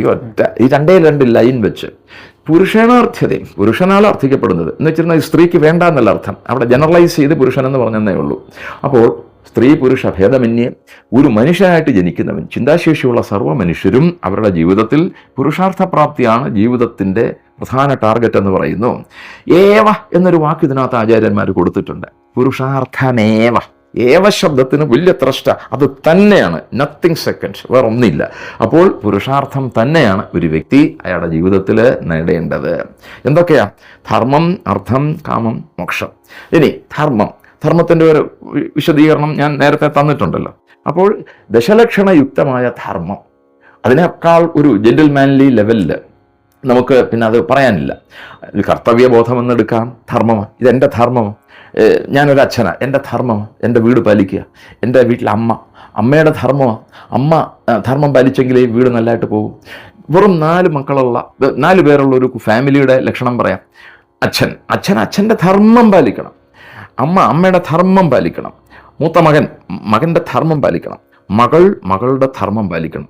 4 പേരും ഒരു കുടുംബത്തിലാണ് ജീവിക്കുന്നതെങ്കിൽ ഒരു കുടുംബത്തിലെ അംഗങ്ങളാണെങ്കിലും 4 പേരുടെയും ധർമ്മം 4 എണ്ണം. ഇവിടേക്ക് ഒരു മരുമകനും ഒരു മരുമകളും കൂടെ കടന്നു വരുമ്പോൾ അവരുടെയും ധർമ്മമുണ്ട്. അപ്പം ഒരിക്കലും ഒരു വീട്ടിൽ വന്ന് ആ വീട്ടിലെ മകൻ്റെ റോൾ ആക്ട് ചെയ്യാൻ മരുമകൻ ശ്രമിക്കരുത്, മകളുടെ റോൾ ആക്ട് ചെയ്യാൻ മരുമകളും ശ്രമിക്കരുത്. ഇത് കൊള്ളാവും. അപ്പം എല്ലാവർക്കും അവരുടെ കോൺഷ്യൻസ് ബേസ്ഡ് ആയിട്ട് നല്ല അവയർനെസ് കൊടുക്കും. ഇതൊന്നും യൂണിവേഴ്സിറ്റിയിലൊന്നും പഠിക്കണമെന്നില്ല. കൃത്യമായിട്ട് ഞാൻ ഇന്നത് ചെയ്യണം, ഞാൻ ഇന്നത് ചെയ്യരുത് എന്ന് തിരിച്ചറിഞ്ഞ് ചെയ്യുവാനുള്ള ഉത്തമമായ ബോധ്യം ജന്മസിദ്ധമായിട്ട് നമുക്കുണ്ട്. ഒരു ഉദാഹരണം പറയാം. ഒരു പശു പ്രസവിച്ചു, പശുക്കുട്ടി വെളി വരുന്നു. പശുക്കുട്ടി വെളി വന്നു കഴിഞ്ഞിരുന്നാൽ അവിടെ ഇച്ചിരി നേരം ഒന്ന് ചുരുണ്ടുകൂടി കിടന്നു പശു നക്കി തോർത്ത് കഴിയുമ്പോൾ അത് എണീറ്റ് ഓടാൻ തുടങ്ങും. മനുഷ്യൻ ഇതിനേക്കാളൊക്കെ വലിയ ആളാന്നല്ലേ പറഞ്ഞേ. അമ്മ പ്രസവിച്ചിട്ട് ഓടണമെങ്കിൽ ഒരു എത്ര കൊല്ലം കഴിയണം. അപ്പം ജന്തുവിന് പോലും ഒരു ഇൻസ്റ്റിങ്ക്റ്റ്, കൃത്യമായ നോളജ് ആൻഡ് നോഹൗ കൊടുത്തിട്ടുണ്ട് പ്രപഞ്ചം, അല്ലേ? ഇപ്പം ഒരു കോഴിയിൽ നിന്ന് ഒരു കോഴിക്കുഞ്ഞ് വരുന്നു, അതുപോലെ ഒരു പ്രാവിൻ്റെ മുട്ടയിൽ നിന്ന് വിരിഞ്ഞ പ്രാവിൻ്റെ കുഞ്ഞ് വരുന്നു. ഈ പ്രാവിൻ്റെ കുഞ്ഞ് വിരിഞ്ഞു കഴിഞ്ഞാൽ സ്വല്പം കഴിഞ്ഞാൽ പറഞ്ഞാൽ അതിൻ്റെ പാട്ടിന് പോകും. നേരെ മറിച്ച് കോഴിയുടെ അത്രയും പെട്ടെന്നൊന്നും പറക്കത്തില്ല. ചെറിയ ഡിസ്റ്റൻസ് ഒക്കെ കുറച്ച് നാളൊക്കെ കഴിഞ്ഞാൽ പറ. ഈ നോളജ് എവിടുന്നാ വരുന്നത്? ഇത് ജന്മസിദ്ധമായ ജ്ഞാനമാണ്. ഇത് ഇല്ലാതെ ഇതെങ്ങനെ വർക്ക് ചെയ്യും? അപ്പം ഇതുപോലെ മനുഷ്യന് നിഹിതമായിട്ട് തന്നിരിക്കുന്ന ജ്ഞാനമെന്ന് പറയുന്നത് ധർമ്മത്തെ പാലിക്കുക എന്നുള്ളതാണ്. ഈ ധർമ്മത്തെ പാലിക്കുവാനുള്ള ബോധം കുട്ടിക്കാലം മുതൽക്ക് മനുഷ്യനിൽ രൂഢമൂലമായിട്ട് കിടക്കുന്നു. അതിനെ ഉണർത്തി അവനിലെ ധാർമ്മികതയെ ഉണർത്തുന്ന എന്ത് ഇൻപുട്ടിനെയും നമ്മൾ ആ പ്രോസസ്സിനെയാണ് നമ്മൾ വിദ്യാഭ്യാസം എന്ന് പറയുന്നത്. അപ്പം മനുഷ്യനിൽ നിഹിതമായ സാത്വികതയുണ്ട്, കർമ്മബോധമുണ്ട്, ധാർമ്മികതയുണ്ട്. ഇതിനെ എൻഹാൻസ് ചെയ്ത് കൊണ്ടുവരുന്നതാണ് യഥാർത്ഥത്തിലെ ജ്ഞാനപരിപോഷണം. ഈ ജ്ഞാനപരിപോഷണത്തിന് ഉതകാത്തതൊന്നും വിദ്യയല്ല. ദ്വൈവിദ്യേ വേദിതവ്യേ, പരാജ അപരാജ, 2 തരം വിദ്യകളുണ്ട്. അതിൽ പരാവിദ്യയും അപരാവിദ്യയും. അതിൽ അപരാവിദ്യയാണ് ശിക്ഷ, കൽപ്പം, നിരുക്തം, വ്യാകരണം, ജ്യോതിഷം, ഛന്ദസ്. എന്നിട്ട് ഈ അപരാവിദ്യയിൽ നമ്മൾ physics, chemistry, biology, zoology, nano technology, space technology എല്ലാം ഇപ്പം പഠിക്കുന്നു. മറ്റേതിനകത്തോ പരാവിദ്യ. അമൃത പദവിയിൽ ചേർക്കുമെന്നാണ് പറയുന്നത്. അമൃത പദവിയിൽ ചേർക്കും. അപ്പോൾ ഇങ്ങനെ 2 ഇതായിട്ട് അങ്ങ് തിരിക്കുക. വ്യക്തിയുടെ ബാഹ്യമായിട്ടുള്ളതിലേക്കൊക്കെ പോകുന്ന നോളജ് ഗെയിനിങ് പ്രോസസ്സിനെ അപരാവിദ്യ എന്ന് പറയുന്നു. എന്നിട്ട് ഹുവാമൈ, അതാണ് ശങ്കരാചാര്യ പറഞ്ഞത്. കസ്ത്വം കോഹം കുത അയാത കാമേ ജനനി കോമേ ജനക ഇത് പരിഭാവിത നിജ സംസാര സർവം തെക്വ സ്വപ്ന വിചാര. കസ്ത്വം, നീ ആര്? കോഹം, ഞാനാര്? കാമേ ജനനി, ആരാണ് യഥാർത്ഥത്തിൽ എൻ്റെ അമ്മ? കോമേ ജനക, ആരാണ് യഥാർത്ഥത്തിൽ എൻ്റെ അച്ഛൻ? ഇത് പരിഭാവിത, ഇങ്ങനെ നീ പരിഭാവനം ചെയ്യണം. Ask questions. എന്നിട്ട് വീണ്ടും ആരെങ്കിലും ഒബ്സ്ട്രക്റ്റ് ചെയ്യുകയാണെങ്കിൽ വൈ അങ്ങോട്ട് ഇടുന്നു. ഉടനെ അവൻ തിരിച്ച് ഇങ്ങോട്ടൊരു വൈ ഇടുന്നു. Then up to what extent you can ask the question, ask up to the why of the why എന്നാണ് പറയുന്നത്. അതിനപ്പുറം ഇനി ക്വസ്റ്റ്യൻ ഇല്ലല്ലോ. അപ്പം ചോദ്യം ചോദിക്കുന്നത് മീനിങ് ഫുൾ ക്വസ്റ്റ്യൻ ആയിരിക്കണം. ആ ചോദ്യങ്ങളുടെയൊക്കെ അന്ത്യത്തിൽ നിങ്ങൾക്ക് ഇതൊരു ഒരു ഒരു ഒരു അതിഭയങ്കരമായിട്ട് ഉരുൾപൊട്ടൽ പോലെ നിങ്ങളുടെ ഉള്ളിൽ നിന്ന് നിങ്ങൾക്ക് മറുപടി കിട്ടും. ഇതൊരു വർഷങ്ങളുടെ കൺസോളിഡേഷൻ എടുക്കും. ഉള്ളിൽ നിന്ന് തന്നെ ഇത് വരാനുള്ളൂ, വെളിയിൽ നിന്നും ഇത് വരത്തില്ല. അപ്പോൾ ഈ കൺസോളിഡേഷൻ പ്രോസസ്സിലേക്ക് മനുഷ്യൻ്റെ മനസ്സിനെ ശുദ്ധീകരിക്കാൻ വേണ്ടിയിട്ടാണ് പുരുഷാർത്ഥം വെച്ചേക്കുന്നത്. അതിൽ ആദ്യത്തേത് ധർമ്മം. പുരുഷാർത്ഥമേവ സാധവ്യം ധർമ്മം. ധർമ്മത്തിൻ്റെ ഉത്തമ ലക്ഷണങ്ങളൊക്കെ നമുക്കറിയാം. അപ്പോൾ അതനുസരിച്ച് ധർമ്മം പാലിക്കുന്നു. ഈ ധർമ്മം അടുത്തത് അർത്ഥം. അർത്ഥവും ധർമ്മവും തമ്മിലുള്ള ലിങ്കേജ് എന്താണെന്നറിയാമോ? അവിടെയാണ് നമ്മൾ മനസ്സിലാക്കേണ്ടത്. നമ്മളുടെ നമസ്കരിച്ചു പോകും നമ്മുടെ ഋഷീശ്വരന്മാരുടെ പ്രാക്ടിക്കൽ വിസ്ഡത്തിൻ്റെ മുന്നിൽ. ധാർമ്മികമല്ലാത്ത അർത്ഥം നിനക്ക് അനർത്ഥമായിട്ട് മാറും. ധാർമ്മികമല്ലാത്ത രീതിയിൽ നീ നേടുന്ന അർത്ഥം നിനക്ക് നാളെ അനർത്ഥകരമായിട്ട് മാറും. You can amass money at to any extent provided it is as per the canons and restrictions of dharma. അധാർമികമായ രീതിയിൽ ഒരു ധനവും ഒരു പണവും ആർജിക്കരുത്. അപ്പോൾ linkage between dharma and artha is this one. അർത്ഥം ആർജിച്ചോളൂ, അർത്ഥം ആർജിക്കേണ്ടെന്ന് പറയത്തില്ല, പക്ഷെ ധർമ്മം പെർമിറ്റ് ചെയ്യുന്ന മെത്തേഡിൽ കൂടെ ധാർമ്മികമായി മാത്രം അർത്ഥം ആർജിക്കാൻ പറയുന്നു. ചിന്മയാനന്ദ സ്വാമികൾ പറഞ്ഞ വളരെ പ്രശസ്തമായൊരു ഉപമ. ഒരു മകൻ, അയാൾ ദേശാടനത്തിന് പോയി. അച്ഛൻ രോഗിയായിട്ട് കിടക്കുന്നു. അപ്പം മറ്റേ മകൻ അടുത്തുണ്ട്. ഈ ദേശാടനത്തിനൊക്കെ പോയാൽ പണ്ട് 6 മാസം 8 മാസമൊക്കെ കഴിഞ്ഞേ തിരിച്ചു വരത്തുള്ളൂ. അപ്പോൾ അനിയൻ ദേശാടനത്തിന് പോയി. ചേട്ടൻ അച്ഛൻ്റെ അടുത്ത് ഇങ്ങനെ പരിചരിക്കുക. കുറച്ച് നാൾ കഴിഞ്ഞിട്ട് അച്ഛൻ്റെ അടുത്ത് കള്ളം പറഞ്ഞു. ഈ അനിയനെ അവിടെ വെച്ച് ആരോ അടിച്ചു കൊന്നു, ഇനി അവൻ വരത്തില്ല. അപ്പം അച്ഛൻ മരിക്കാൻ സമയമായി. ശരി, ഈ ഇത്രയും വസ്തുവേ ഉള്ളൂ. ശരി, അനിയൻ വരത്തില്ല എന്ന് ഉറപ്പാണോ? വരത്തില്ല അച്ഛാ, അവനെ ആരോ കൊന്നതായിട്ടാണ് അറിയുന്നത്. ശരി, അച്ഛൻ കുറച്ചുകൂടെ ഇവൻ്റെ കുൽസിത പണി അറിയുന്ന ആളായിരുന്നു. പറഞ്ഞു, ഒറ്റ കാര്യം നീ ശ്രദ്ധിക്കണം. ഈ കേട്ടത് വാർത്തയാണോ എന്ന് അറിഞ്ഞൂടാ, സത്യമാണോ എന്ന് അറിഞ്ഞൂടല്ലോ. ഇല്ല, ഇൻ കേസ് അവൻ വരികയാണെങ്കിൽ ഈ സ്വത്തിൻ്റെ പകുതി അവനോട് കൊടുത്തോളണം. ഇൻ കേസ് വരത്തില്ലെങ്കിൽ ഈ സമ്പത്ത് മൊത്തം നീ എടുത്തോളാം, ഈ വസ്തുക്കൾ മൊത്തം നീ എടുത്തോളാം എന്ന് പറഞ്ഞു. അച്ഛൻ മരിച്ചു, അറിയിക്കാൻ മാർഗ്ഗമില്ലല്ലോ. കുറേ ദിവസം കഴിഞ്ഞപ്പോൾ അനിയൻ വന്നു കഴിഞ്ഞപ്പോൾ സംഗതി അവിടെ കുഴപ്പമില്ല. എന്തിനു പറയുന്നു? അവസാനം ഈ ചേട്ടനും അനിയനും തമ്മിൽ കുത്തുംപെട്ടുമായി രണ്ടുപേരും തീർന്നു. അപ്പം അധാർമികമായിട്ട് സ്വന്തം അനിയന് കൊടുക്കണം എന്ന് അച്ഛൻ അന്ത്യാഭിലാഷമായിട്ട് പറഞ്ഞ സമ്പത്ത് കൊടുക്കുന്നതിൽ വീഴ്ച വരുത്താൻ ചേട്ടൻ ശ്രമിച്ചത് അവൻ്റെ ശരീരനാശത്തിനും അനിയൻ്റെ ശരീരനാശത്തിനും കുടുംബത്തിൻ്റെ വംശപരമ്പര തീർന്നില്ലേ, അത്രയും വരെ കാരണമായി. അപ്പം ഇന്ന് ആ അനർത്ഥം ആയ രീതിയിൽ, അധാർമികമായ രീതിയിൽ സമ്പത്ത് നേടാൻ ശ്രമിക്കുന്നതാണ് ഇന്നത്തെ മോഡേൺ മാനേജ്മെൻ്റ് എന്ന് പറയുന്നതിൻ്റെ ഏറ്റവും വിനാശകരമായൊരു സംഗതി. ഞാൻ മോഡേൺ മാനേജ്മെൻറ്റിനൊന്നും എതിരല്ല, പക്ഷേ അർഹതയില്ലാത്ത രീതിയിൽ സമൂഹത്തെ ചൂഷണം ചെയ്ത് സമ്പത്ത് നേടാൻ പഠിപ്പിക്കുന്ന ഒരു അധമ ശാസ്ത്രമായിട്ട് മോഡേൺ മാനേജ്മെൻറ്റ് സയൻസ് പല ഡയമെൻഷൻസിലും അത് മൂക്കും കുത്തി വീഴുന്നുണ്ട്. ഫോർ എക്സാമ്പിൾ, ഞാൻ ആരും കുറ്റപ്പെടുത്തുകയില്ല, ഒറ്റ സെക്ടർ ഞാൻ പറയാം. IT products. ഈ IT പ്രോഡക്ട്സിൽ ഒരു ചെറിയ ഒരു സാധനത്തിന് പോലും സത്യത്തിൽ ഇവർ നമ്മളുടെ കയ്യിൽ നിന്ന് എന്ത് വിലയാണ് വാങ്ങിക്കുന്നത്? അധാർമികമായ ലെവലിലാണ് വില വാങ്ങിക്കുന്നത്. ഫസ്റ്റ്. സെക്കൻഡ്, കോമ്പറ്റീറ്റേഴ്സ് ഇല്ലാത്ത പ്രോഡക്ട്സ്, അവനാണ് മൊണോപ്പൊളി, അവൻ ഫിക്സ് ചെയ്യുന്നതാണ് വില. ഇതൊക്കെ ഒരു ധാർമ്മികമായ വേ ഓഫ് ലൈഫല്ല. മോഡേൺ മാനേജ്മെൻറ്റിൻ്റെ ഒരു വലിയ ആശാൻ അദ്ദേഹം തന്നെ പറയുക, ഹരി, മോഡേൺ മാനേജ്മെൻറ്റ് എന്താണെന്ന് എനിക്കറിയാമോ? അറിയത്തില്ല. എന്നാ കേട്ടോ, അന്യൻ്റെ പോക്കറ്റിൽ ഇരിക്കുന്ന കാശ് അവനറിയാതെ നിൻ്റെ പോക്കറ്റിൽ വരുത്താൻ എങ്ങനെ സാധിക്കുമെന്ന് പഠിപ്പിക്കുന്നതാണ് മോഡേൺ മാനേജ്മെൻറ്റ് എന്ന്. ഞാനത് അതുപോലെ വിട്ടുപിഴിഞ്ഞിട്ടില്ല, പക്ഷേ അതിനകത്ത് സത്യം ഇല്ലേ? അപ്പം നമ്മൾ അർത്ഥം എന്ന് പറയുന്നതിൻ്റെ ലിങ്കേജ് ധർമ്മവുമായിട്ടാണ്. ധർമ്മം പെർമിറ്റ് ചെയ്യുന്ന മെത്തേഡ്സിൽ കൂടെ അർത്ഥം ആചരിക്കുക.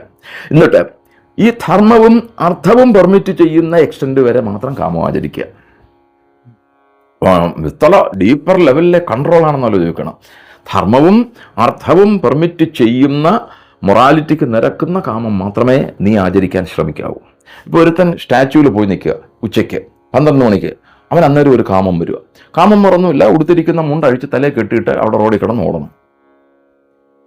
കാമിക്കല്ല, ചാട്ടവാറടി കൊണ്ട് അവൻ്റെ അടപ്പളകും അല്ലേ? നമ്മുടെ കേരള പോലീസിൻ്റെ ഉശിരന്നേരം കാണാം അല്ലേ? നാട്ടുകാർ കൈകാര്യം ചെയ്യും അല്ലേ? ഈ കാമം എന്തുകൊണ്ട് തല്ലു കിട്ടുന്നതിന് കാരണമായി? അത് സമൂഹത്തിൻ്റെ നീതിക്ക് നിരക്കുന്നതല്ല, സാമൂഹ്യ നീതിക്ക് നിരക്കുന്നതല്ല. അതേസമയം എനിക്കിപ്പം ഞാൻ ഇരിക്കുന്ന ഈ വീട്ടിൽ ഇപ്പം നിങ്ങളെല്ലാം ഇറങ്ങിപ്പോയി കഴിഞ്ഞ് ലൈറ്റ് ഓഫ് ചെയ്തിട്ട് തുണിയില്ലാതെ കിടന്നോടാം, ഒരു കുഴപ്പമില്ല, കാരണം ഇവിടെ പ്രശ്നമില്ല. അപ്പോൾ പഞ്ചകരണങ്ങളെ അധികരിച്ചിട്ട് വേണം നമ്മുടെ റിക്വയർമെൻറ്റ്സ് ഫിക്സ് ചെയ്യാൻ. ദേശം, കാലം, അവസ്ഥ, വ്യക്തി, ആവശ്യം. ബോധയേൻ മതിമാൻ പഞ്ചകരണൈർ ഇഷ്ടസിദ്ധയെ ദേശം കാലം അവസ്ഥാംശ വ്യക്തി ആവശ്യാദി പഞ്ചകം. നിങ്ങൾക്ക് ജനാധിപത്യ രാജ്യമാണ്, എനിക്കെന്തും ഇഷ്ടപ്പെടാനോ എനിക്കെന്തും തീരുമാനിക്കാനോ അധികാരമുണ്ടെന്നൊക്കെ അല്ലേ പറയുന്നേ? ചുമ്മാതാളാ മോനെ, ചുമ്മാതാ. ദേശം, കാലം, അവസ്ഥ, വ്യക്തി, ആവശ്യം, ഈ 5 കാരണങ്ങൾ പെർമിറ്റ് ചെയ്യാത്ത ഒരു കാര്യം ചെയ്തുകൊണ്ട് നീ ഒന്ന് ഇറങ്ങി നോക്ക്, അപ്പം കിട്ടും പണി. അപ്പോൾ ധർമ്മം പെർമിറ്റ് ചെയ്യുന്ന എക്സ്റ്റൻറ്റിലും മെത്തേഡിലും അർത്ഥം ഉണ്ടാക്കുക. ഈ ധർമ്മവും അർത്ഥവും പെർമിറ്റ് ചെയ്യുന്ന കാമങ്ങളെ മാത്രം അഭിലഷിക്കുക, അത് നടപ്പാക്കാൻ പോവുക. ഇനി അർത്ഥമില്ലാത്ത കാമങ്ങളെന്ന് പറയുന്ന വേറൊരു വെറൈറ്റി ഉണ്ട്, വളരെ രസകരമാണ്. ഞാനിപ്പോൾ ഒരു ദിവസം രാവിലെ എഴുന്നേക്കുന്നു, എന്നിട്ട് അവിടെ പ്രധാനമന്ത്രിക്ക് ഒരു കത്തെഴുതുക. ഇപ്പം ദ്രൗപദി മുർമു അവരെ എലക്ട് ചെയ്യുന്നത് വരെ ആരും അറിഞ്ഞിരുന്നില്ലല്ലോ. അടുത്ത രാഷ്ട്രപതിയായിട്ട് എന്നെ അപ്പോയിന്റ് ചെയ്യണമെന്ന് പറഞ്ഞ് ഞാനൊരു കത്തയക്കുക മോഡിക്ക്. എന്താ, ഇന്ത്യൻ സിറ്റിസൺ അല്ലേ, എനിക്ക് അയച്ചണം. എന്താ, ഞാൻ കത്തിട്ട അങ്ങോട്ട് പോകത്തില്ലേ, പോസ്റ്റ് ഓഫീസിലിട്ട പോവും. പക്ഷേ അർഹതയില്ലാത്ത അല്ലേ, അപ്പം അർഹതയില്ലാത്ത അങ്ങനെ കാമിക്കരുത് അല്ലേ? അപ്പം അത് കാമമല്ല, അത് അത്യാഗ്രഹം. സാങ്ക്ടിഫൈഡ് കാമമല്ലത്, അത്യാഗ്രഹം. അപ്പം അത്യാഗ്രഹം നടപ്പിലുള്ള കാര്യമാണ് ഇല്ല. ഇനി 4മത്തേത് ലക്ഷ്യം.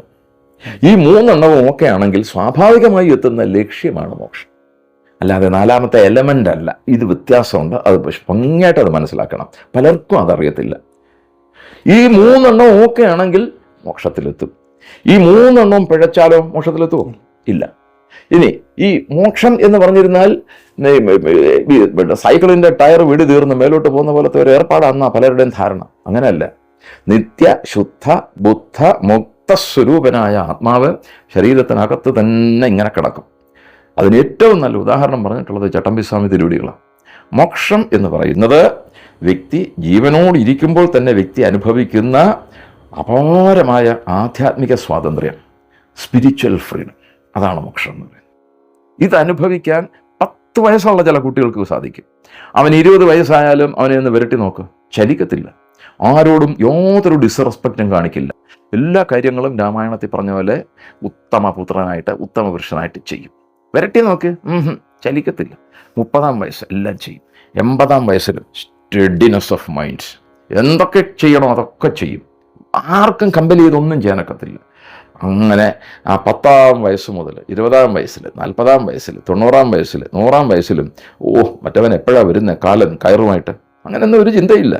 വളരെ ഫ്രീയാ അങ്ങനെ ജീവിക്കുവാൻ സാധിക്കുന്ന, ഭൗതിക ശരീരത്തിൽ ഇരിക്കുമ്പോൾ തന്നെ ചെറിയ പ്രായം മുതൽക്ക് അനുഭവിക്കുവാൻ സാധിക്കുന്ന the most free and elevated level of soul, that is മോക്ഷം.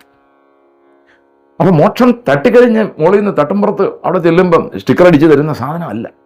ഈ മോക്ഷത്തിൻ്റെ ഒരു മനോഹരമായ ഒരു അവസ്ഥ എങ്ങനെയാണെന്നറിയാമോ? ചട്ടമ്പിസ്വാമികൾ പറഞ്ഞത് കുടുക്കൻ തേങ്ങ പോലെ എന്നാ.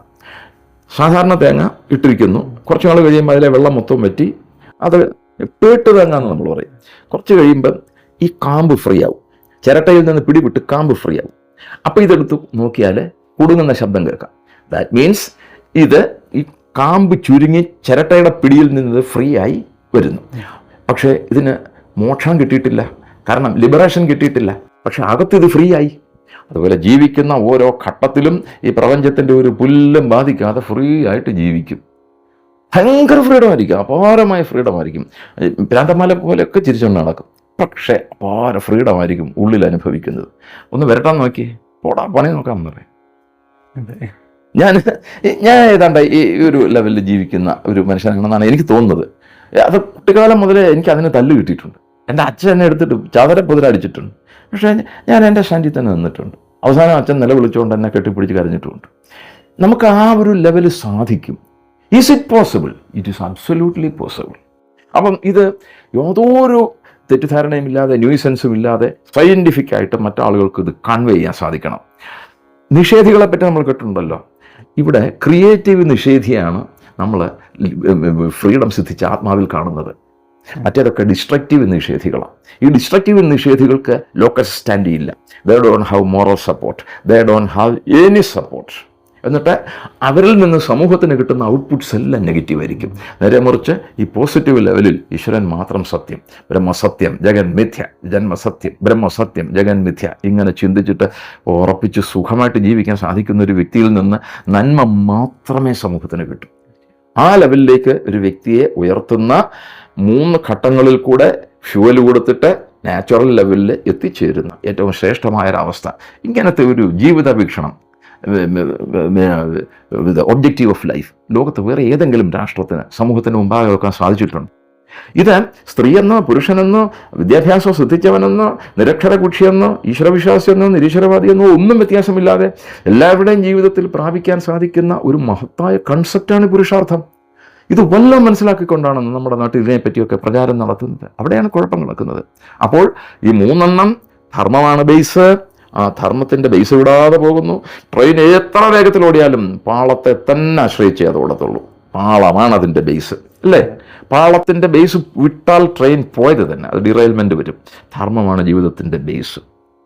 എനിക്ക് ഭയങ്കര ടെംപ്റ്റിങ് സിറ്റുവേഷൻസ് വന്നിട്ടുണ്ട്. കൊല്ലാൻ ആൾ വരുന്ന ഒരു സിറ്റുവേഷനൊക്കെ വന്നിട്ടുണ്ട്. പോടാപ്പില്ലേ, ഇന്ന് ചത്താൽ നാളെ 2, മറ്റന്നാൾ 3, പിന്നെ നാട്ടുകാർ എണ്ണിക്കോളും. എനിക്കെന്താ പണി? തീർന്നല്ലേ? ഇത്രയും ബലം ധർമ്മം ഹൃദയത്തിൽ അങ്ങോട്ട് നിന്ന് കഴിഞ്ഞിരുന്നാൽ പുഷ്പം പോലെ കിട്ടും. ഏത് എക്സ്ട്രീംസിനെയും നമുക്ക് ഉൾക്കൊള്ളാൻ സാധിക്കും, മിക്സ് ചെയ്യാൻ സാധിക്കും. മറ്റേത് ഒരു ചെറിയ വ്യത്യാസം, ലൈഫ് സിറ്റുവേഷനിൽ ഒരു ചെറിയ വ്യത്യാസം കൊണ്ടാൽ തകർന്നു പോകും. ഇന്ന് നമ്മളുടെയൊക്കെ വീട്ടിൽ നമ്മൾ വളർത്തുന്ന കുട്ടികൾ വെറും ഗ്ലാസ് ജാർ പ്രോഡക്ട്സാണ്. അവൻ റോഡിലോട്ട് ഇറങ്ങുമ്പോൾ ഒരുത്തൻ ഇങ്ങോട്ട് വന്ന് മുണ്ടും മടക്കി കുത്തി 4 തെറി വിളിച്ചാൽ ഈ കുട്ടികൾ തകർന്ന് തരിപ്പണമായി പോകും. ആ ഒരു മനോബലമില്ലാതെ വളരുന്നത്. ഇപ്പം എനിക്കൊരു റൂറൽ ബാക്ക്ഗ്രൗണ്ട് ഉണ്ട്. റൂറൽ ബാക്ക്ഗ്രൗണ്ടുള്ള ആളുകൾക്ക് മൊത്തവും അടിച്ചു നിൽക്കാനുള്ള ആംബിയറും ഉണ്ട്. അതേസമയം ഈ നഗരവാസികളായിട്ടുള്ള കുട്ടികളുടെ ഹൃദയത്തിനകത്തെ ആ ഒരു റൂറൽ ബാക്ക്ഗ്രൗണ്ട്, ആ ഒരു ഡിഫീറ്റിംഗ് കൾച്ചർ, ധർമ്മബോധത്തിൽ അധിഷ്ഠിതമായ ഒരു ഭയങ്കര ബലം, ഇത് കിട്ടുന്നില്ല. അപ്പം ഞാൻ പറയാൻ വന്നത് ഇങ്ങനെ കൺക്ലൂഡ് ചെയ്യാം. പുരുഷേണ അർഥ്യതേ ഇത് പുരുഷാർത്ഥ, പുരുഷാർത്ഥമേവ സാധവ്യം ധർമാർത്ഥകാമമോക്ഷതം. ഇത് കുട്ടികൾക്ക് പറഞ്ഞു കൊടുത്ത് നോക്കിയാൽ കുട്ടികൾ വഴിതെറ്റുമോ? കോളേജിലും സ്കൂളിലൊക്കെ പഠിക്കുന്ന കുട്ടികൾ ഈ ധർമ്മബോധമില്ലാത്തതുകൊണ്ടല്ലയോ കണ്ടവൻ വിളിക്കുമ്പോൾ അവനെ അച്ചാന്ന് വിളിച്ചിട്ട് അവൻ്റെ പുറകെ പോയി ഈ മുട്ടായി വാങ്ങിച്ച് നക്കിയച്ച്, പിന്നെ എന്ത് സങ്കടം. ആൺകുട്ടികളെക്കാളും ഇന്ന് ഏറ്റവും മ്ലേച്ഛവും ഹീനവുമായ ജീവിതത്തിൽ പെൺകുട്ടികളുടെ ജീവിതം ഇന്ന് വല്ലാതെ പോവില്ലേ? അപ്പം ഇതിനൊക്കെ ഒരു മാറ്റം വരണം എന്നുണ്ടെങ്കിൽ തീർച്ചയായിട്ടും ധർമ്മവും ധർമ്മത്തിൽ അധിഷ്ഠിതമായ ലക്ഷ്യബോധവും സമൂഹത്തിൽ കൊടുത്തേ പറ്റത്തുള്ളൂ.